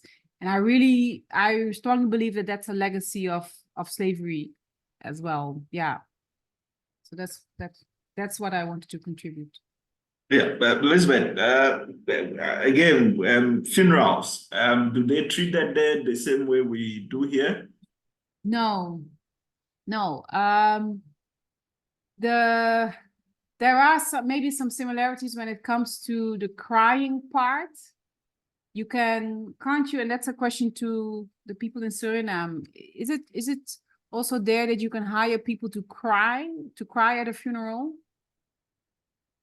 I don't know about the crying part, but I know, like, I did my grandmother's funeral during COVID, and there's like certain procedures, like the washing of the body, the pallbearers who dance with the casket. I think they do that in Ghana as well.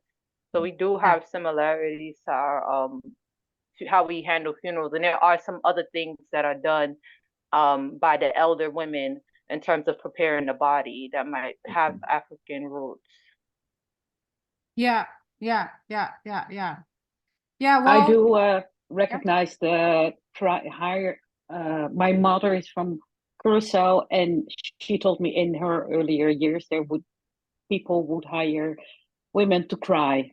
So what you just said, I recognize that, but I don't think it's done anymore.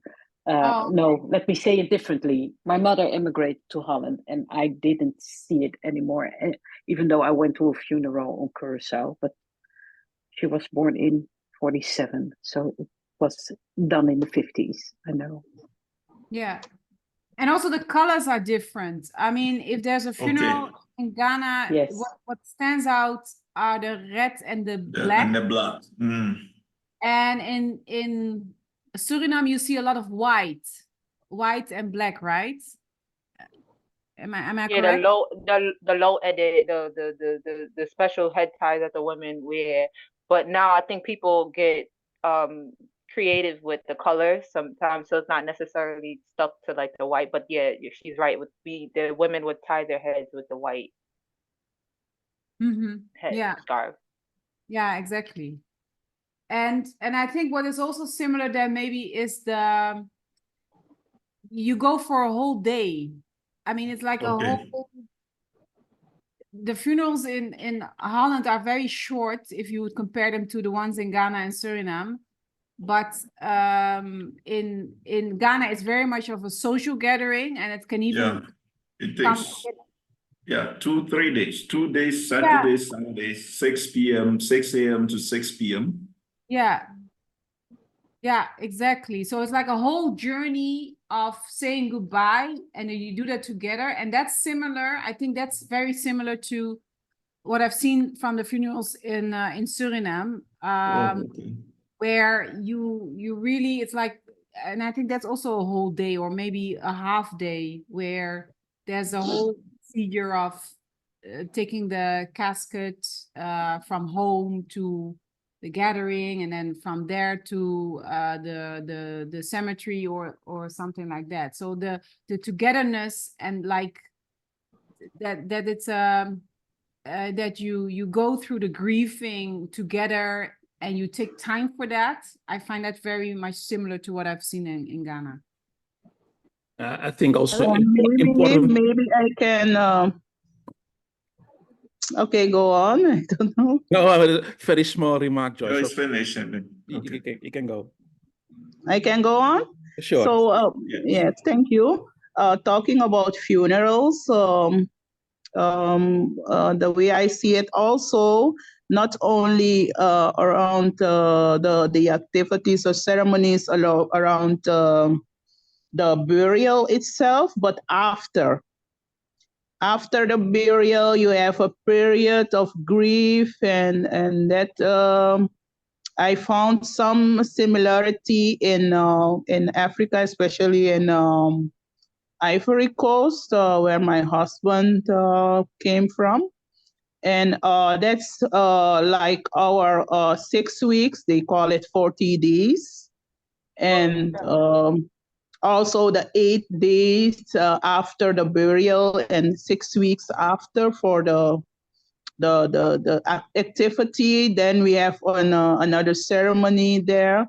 So that's I see like one of the legacy also from Africa.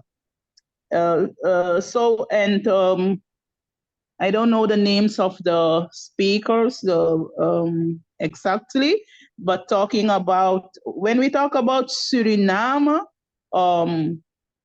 it is morely the black, the African Surinamese people, right? Should I consider it to be only the black African, or also everybody in Suriname? I don't know about that, but you could be right.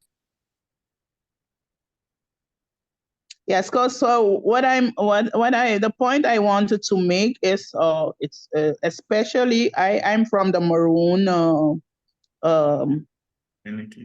one tribe, one of the tribes in the Maroon community, the Njuka, and in our culture we see clearly the legacy, the equalities in the way they do things in Africa.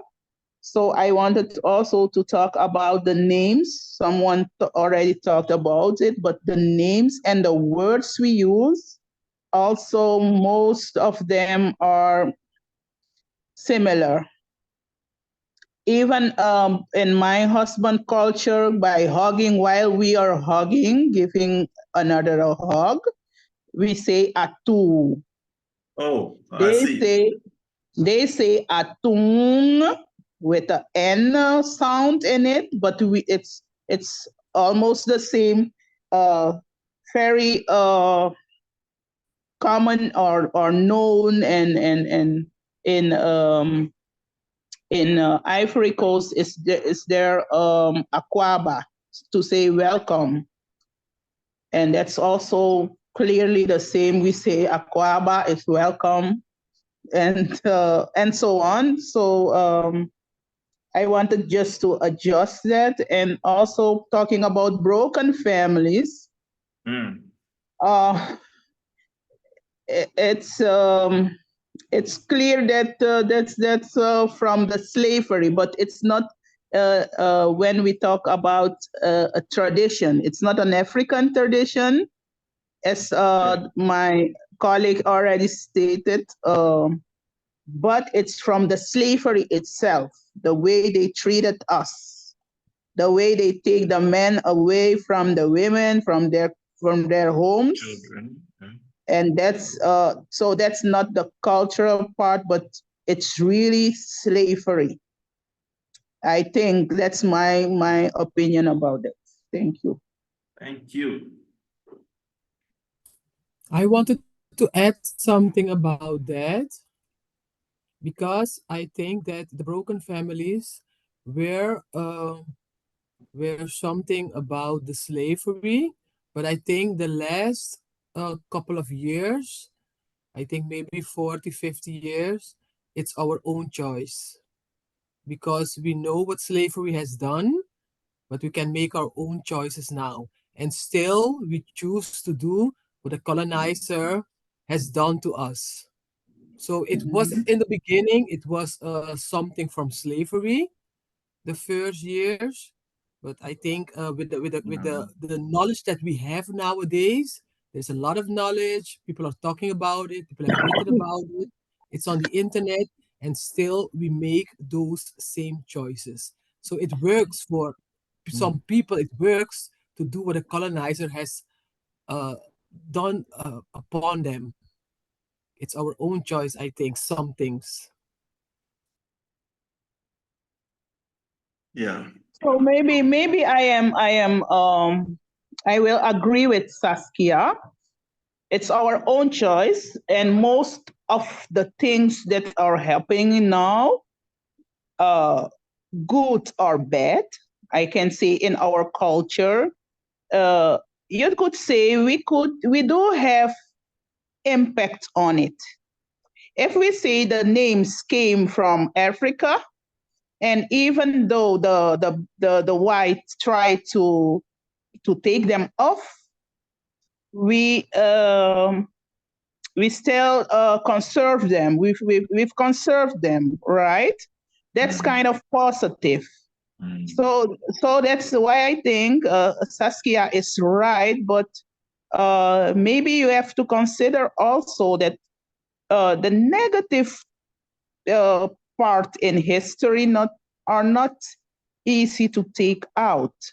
You have some as a language, we could have chosen to speak and continue to speak the language, but they took it out of us.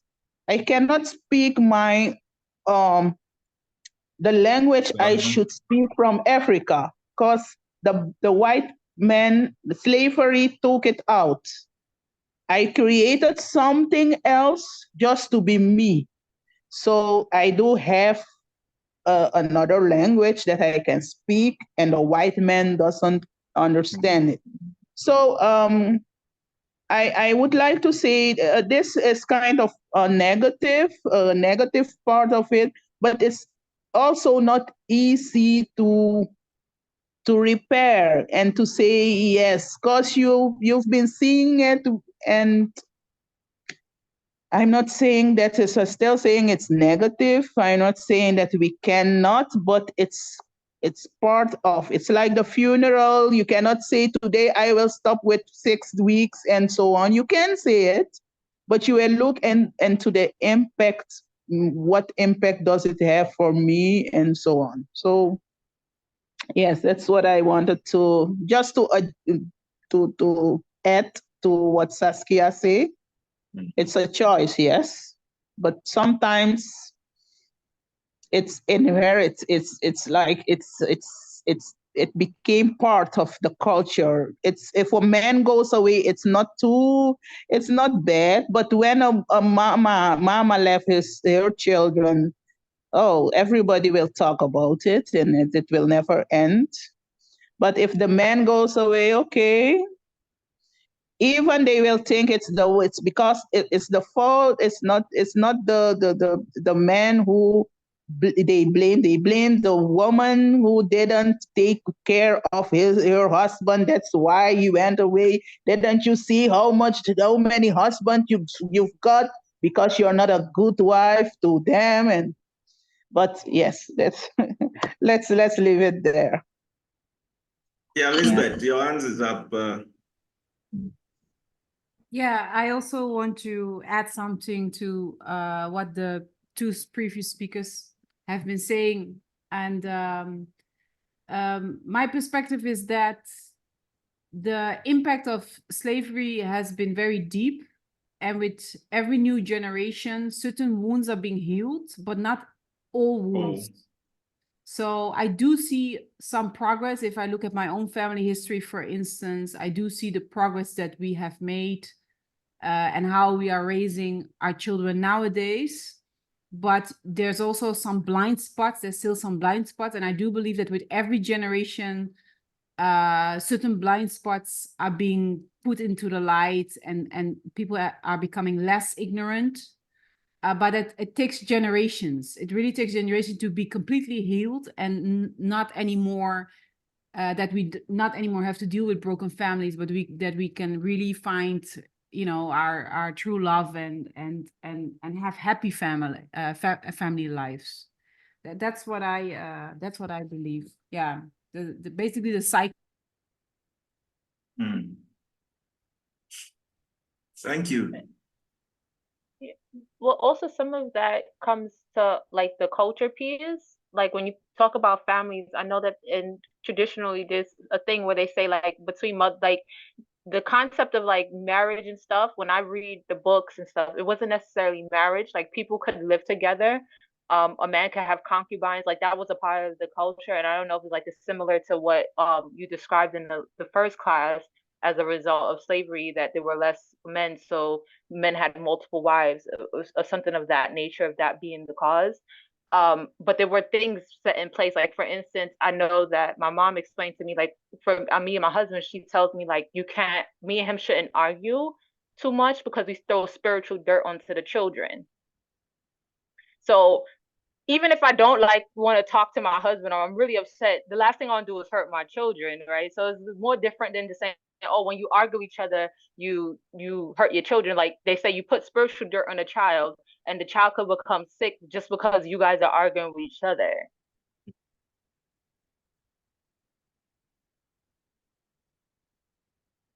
Yeah, Lashan, I don't know if was there a question you were asking, or you were No, I was sharing? saying like we have like within the culture itself, like there are things like that helps put like these are things like that are taught and brought from side to like culture. Like I don't know if they're from Africa or whatever, but there are things that we have in place that helps put families together. But sometimes we remove ourselves from it, or we don't want to listen to the elders anymore.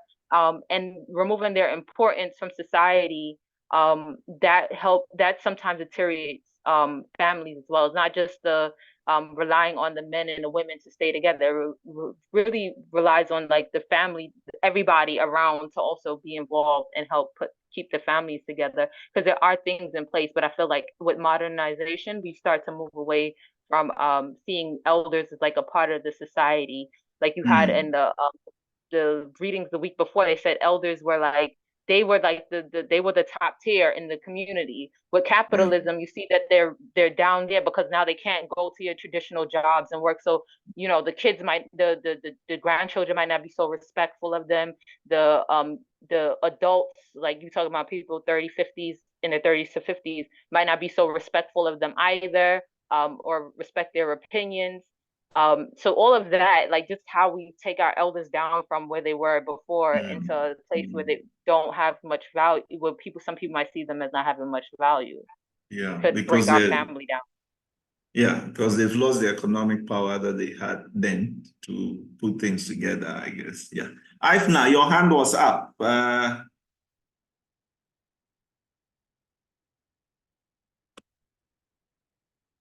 Ifna,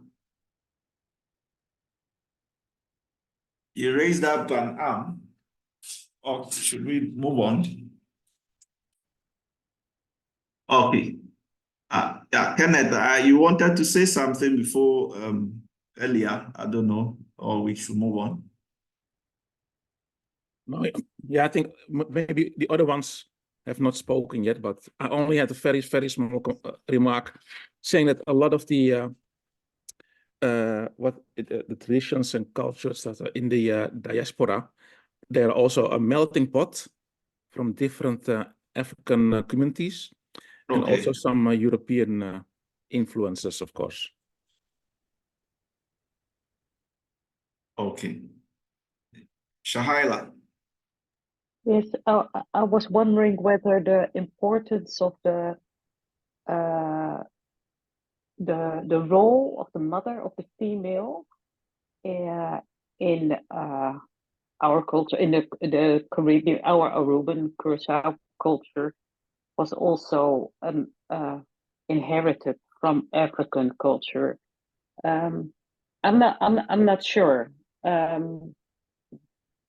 but I can imagine that as the women were the only ones who were sure that their children were their children, and the father were not acknowledged or not even written down as a father, that the female factor, the female dominance in family is so strong that it's still, it is still in, I see it in my family, see it in different families, that the mother and the grandmother, that the female roles are dominant, matriarchal culture. But I'm not sure whether that is an inherited from the, if it is a legacy from the slave trade. So it depended on the type of kinship relation that existed. So for instance, there are accounts in Ghana here who practice the matrilineal system. That's where we trace our ancestry to the motherland, the motherline. And so children born in such relationships belong to the female line. So so for instance, here, your husband is not a member of your family, sort of, and then the children born into that relationship, all of them belong to the mother side. Okay. Yes, but in patrilineal societies, like again in Ghana, those mostly in the north, the Gonja community, the Nanumba, and those practice patrilineal. There, the father figure is key.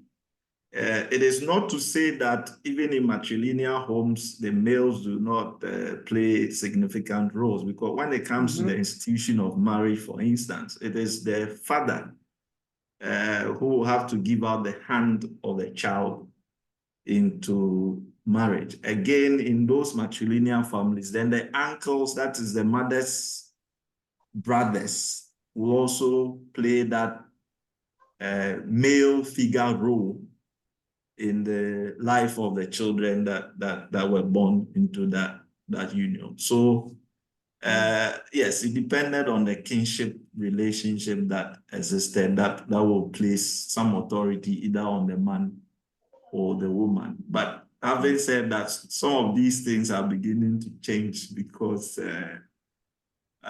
the economic rights of such people are being taken away, and now people are doing their own work and getting money. So we are not placing so much emphasis on some of these relations. So now fathers are playing that role that perhaps traditionally they wouldn't have been able to. The decision, for instance, to take a child to school was not historically the decision by the father of the child. It was by the mother in consultation with her brothers, if it was a matrilineal home. And so if as a father you took your child to school, the uncle of the child or the grandmother of the child would come and withdraw the child from school. Then there's a story, I think I've forgotten the article. When I remember, I'll share the details with you as to how difficult it was for even educated people to raise up their own children in such matrilineal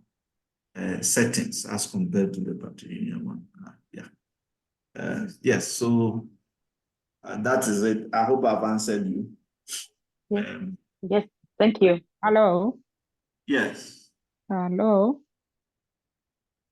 Yes, we are listening. Ifna. Ifna, yes. Yeah, okay. I was trying all the time to come in, but I couldn't unmute my voice, how would you say it? I wanted to contribute with the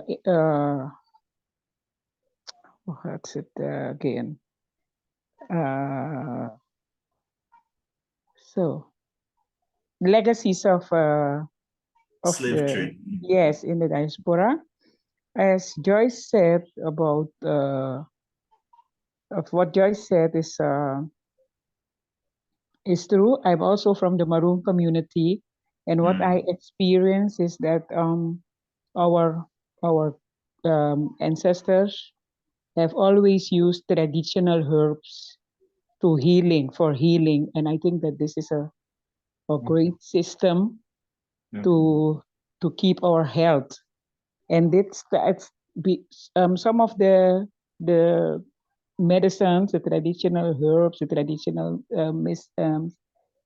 medicines, they took since from slavery, but some of them were learned by the Amerindians, the indigenous in the period of Maronash, when they gave them space, lands, support to stay in the forest. So I think that's also one of the legacies that we have, especially in Suriname. Oh, okay. Thank you very much. The use of herbal medicine.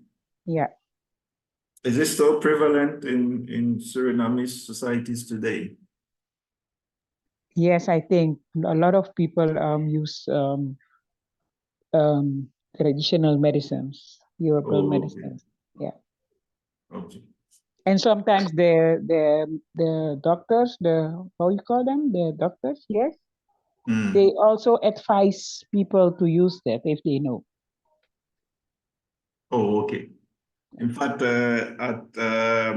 currently at my university, from my university here, there is a 6-year Doctor of Pharmacy course in herbal medicine. Just as we've been training medical doctors, these students also go through the same 6 years training.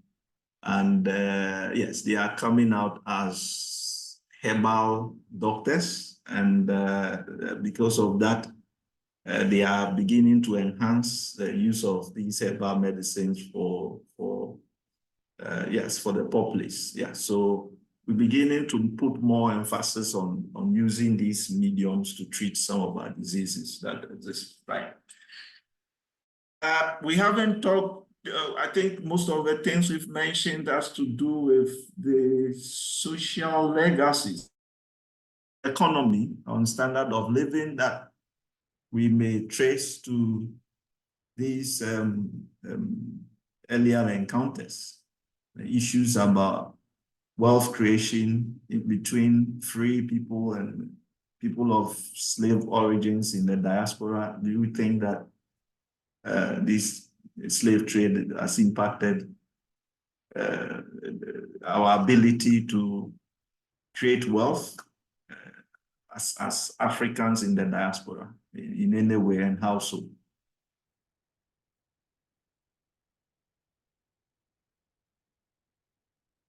So the economic legacies of the slave trade I want to look at.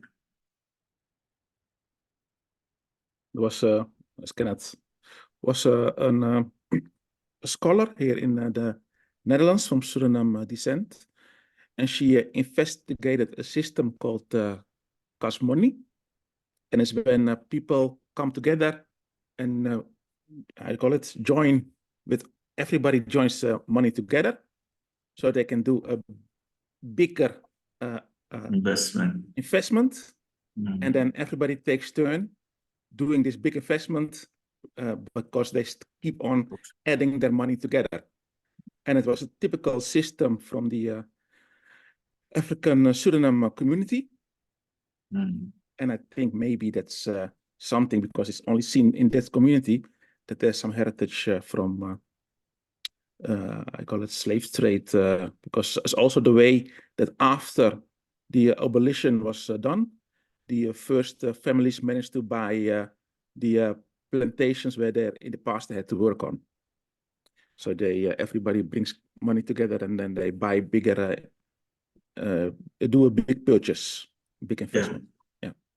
Kenneth, I recently understood that the cash money system we learned from the Chinese. Okay. I didn't know. Oh, really? Yes. Oh, okay. I was surprised too. Is that susu? I think here in Brooklyn we refer to it, the Caribbean people here do, and they refer to it as susu as well. It's I don't know if it's nuts. They might have. I don't. Is that something they do in Africa as well?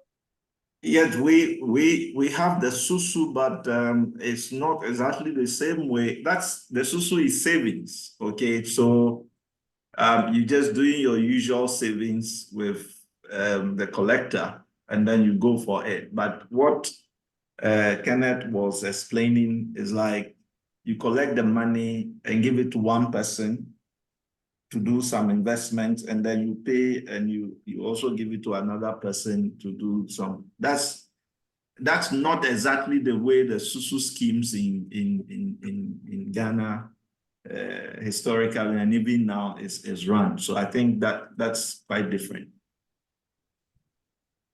Can I also say something about the cash money system? Yes, please. Because also the Surinamese in Holland do it, because I'm also nowadays in two cash money. It is every month you give the same amount of money to a person for the during of a year or 10 months or 11 months. So every month everybody pays maybe €100 or 250 or 400, and after the duration of time, a year or so, then every month everybody gets a whole lot, because maybe 10 times 100, just every month everybody gets his money, but the during time is most of the time a year or 10 months. And I think that it was because our ancestors couldn't open something at a bank, so they had to trust each other to keep the money from them. And nowadays we can also save our money at the banks, but sometimes then we go and take some money of it. But when somebody keeps the money for you, you can't go and get it every month. You just have to pay it, and you get your money a month. So that's the cash money system, and the people in the Surinamese and diaspora in the Netherlands also do it, because I also still do it. Yes. In Ghana now we are doing that, but I don't see that it has. I'm not sure if it has some historical antecedents. I haven't read that sort of arrangement in any of the published document. But now we are doing it. Myself, yeah, we are 20 in the group, and every month we're making some. We've done it for a year now, but in our case, we are it to somebody, so we raise the money and we've put it into some investment for all of us. So the returns from the investment is what we are going to share, even though the contribution is ongoing. Yes. So, but what in terms of capital mobilization, what I know is a SUSU system which offered people the opportunity to do some long-term savings. Yes. So we are almost running up time. So development of new music forms, I'm sure jazz, blues, hip hop music, dance, and art as a result of these encounters that were mentioned.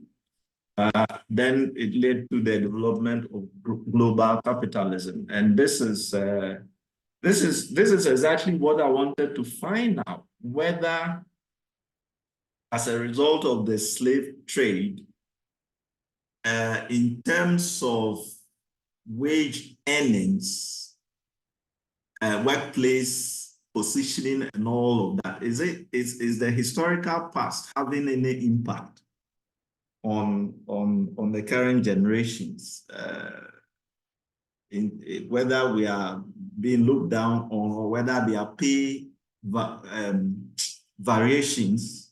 Because, you know, the slave trade meant that we were looked down upon. Is it impacting people's ability to earn the same salaries as these colonial masters then, and so forth and so on? Or in that sense, we have an equal society today? I don't know, if I may ask. I don't know about earning. We might be able to earn, but we definitely won't be able to necessarily, catching up is the problem, because some of them, like I could just speak to where I live, like in Brooklyn, like for somebody whose families lived in New York City for, let's say, many, like 50, 60 years, and grandpa had a house and they still own that house. And then they have maybe businesses, things that, you know, they could have like foundational wealth. A lot of us are not, we're not starting with foundational wealth. And then through forced migration, when we then move to other places and locations, let's say there is property in the home country, like Suriname, let's say we have property there. 9 out of 10 times nobody's really investing or doing anything with that property. So our foundational wealth is not being built upon. And then we come here, you always start over. You're always kind of starting from ground zero. You're just making it go, you're making ends meet, and you're starting from ground zero, and it's very hard for the generation before you to really help you, because they don't really have anything to stand on. So it takes a while. For a lot of us, it's like we're just starting and we're trying to build something that's legacy, so that our kids could then, when they start, they're not trying to start from ground zero. Yeah. Okay. Thank you. Yeah, Elizabeth, go ahead. Yeah, I can come with my own example from my own family. From my father's side, we own an historical building in the Burenstraat. It's in the Burenstraat in Paramaribo, and it belongs to the cultural heritage. What is it? UNESCO World Cultural Heritage. But we didn't maintain it well, and there's a fight over who can stay there, who's supposed to invest in it. So nothing has been done all these years, and it's very sad, because it's an historical building that is more than 100 years old. And I don't know the exact how old it is exactly, but I know it's more than 100 years, so it's monumental.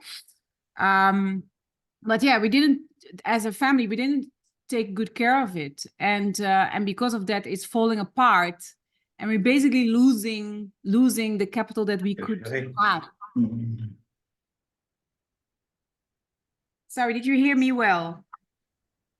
Yes, Lisbeth. Yes. So that was Yes. an example how, you know, we definitely are an example of a family that doesn't have foundational wealth, and Yeah. even if we had the chance to have something like the historical building, we didn't take good care of it because also probably we didn't have the money to invest in it and to, you know, to maintain it well. Gain it. Mm. Elizabeth, I recognize what you're saying from my own family situation. And I think there's something else also to it, that the habit of having capital, maintaining capital, how to, yeah, I don't know how to say it properly, but how to give it to your children without a fight. That's just something that you have to develop. It is, I see it in European families. It's like a tradition, a way how you give your wealth to your children on a way that it's not giving any dispute. Okay. And what I'm trying to say, it's also something of a custom that you not really have to learn, but there are some unwritten rules also. And it feels like when it comes to wealth and economical wealth, we are like people in the diaspora reinventing the wheel maybe every two generations, because people are getting wealthy and then losing it, getting wealthy again, losing it. So that's one thing that I wonder what, yeah, why.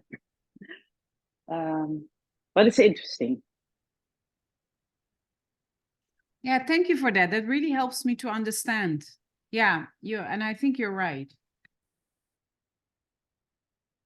Yeah, so well, there is about inheritance. There's no properly laid down rules concerning who should take over what. Is that it? Yes, well, maybe rules that we agree upon. When I look at other people with wealth here in Holland, and the way they treat their property and the way they give it to their children, and the way the children are acting with it's there's much less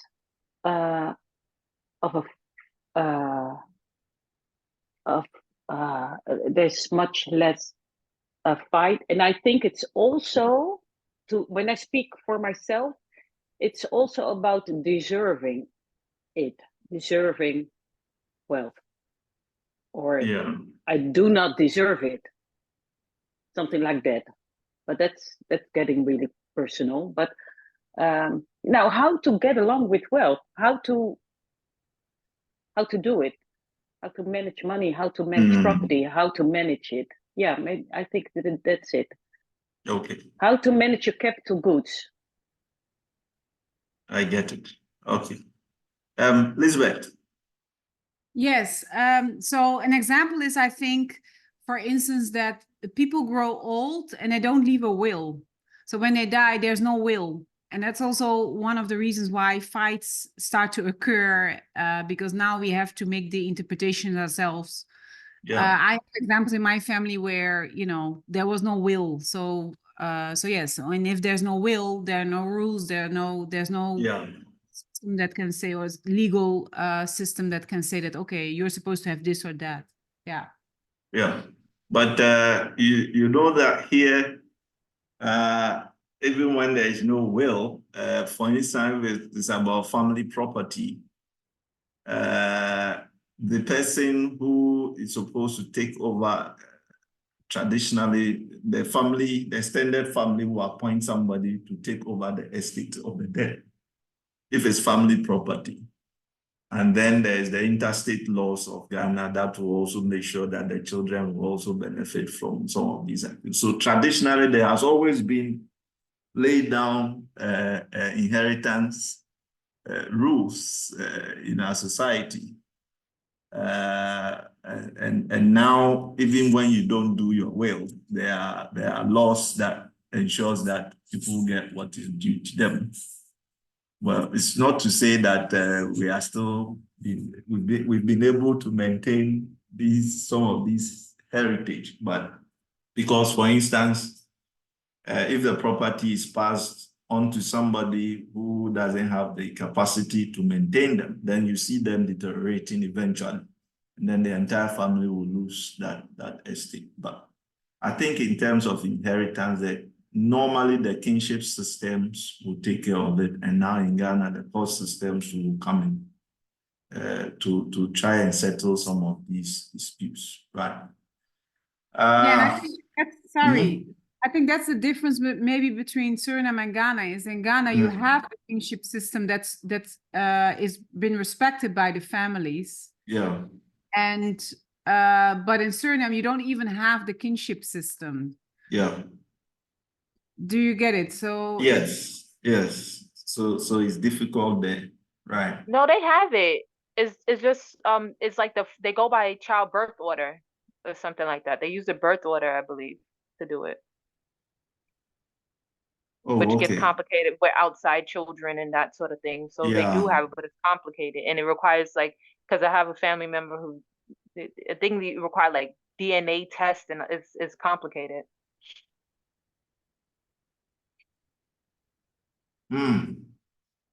I see. Okay. Anyway, so I think the major takeaway is the fact that we need to be conscious of some of these things, and then try to also consciously leave the negatives and be able to sort of move on with our lives. Like Saskia was trying to suggest that, yes, slavery might have set in motion some processes at disintegrating families, but that is not the African way. You know, the values that we place on family.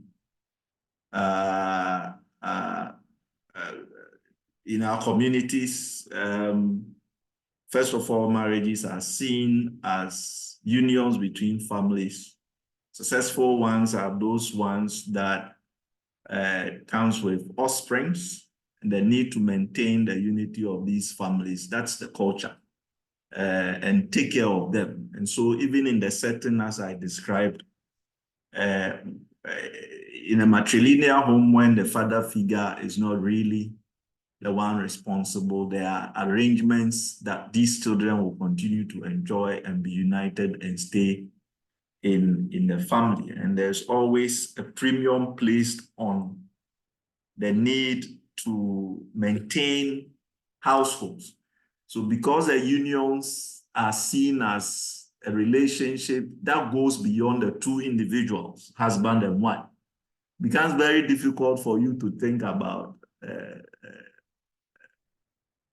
divorcing. Yes, because the decision to walk out of the marriage is not entirely up to the two of you at all. Families have to come in, and there are so many things. And so it limits those things. And I think that consciously we must guard ourselves and get back to the roots and deal with the negatives of these activities, right? Yes, I know it's late. If anybody has some final words, next week, God willing, we are tying it in with colonization. As I mentioned, as for next week, we are getting Professor Dujamfi to come in for the 2 sections. I'll also be there to have the interactions. And then the following week, we'll look at independence movements.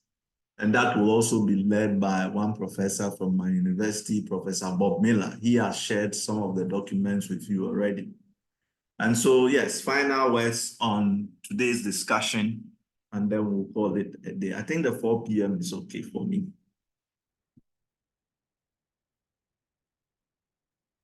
Any final words? Are we okay?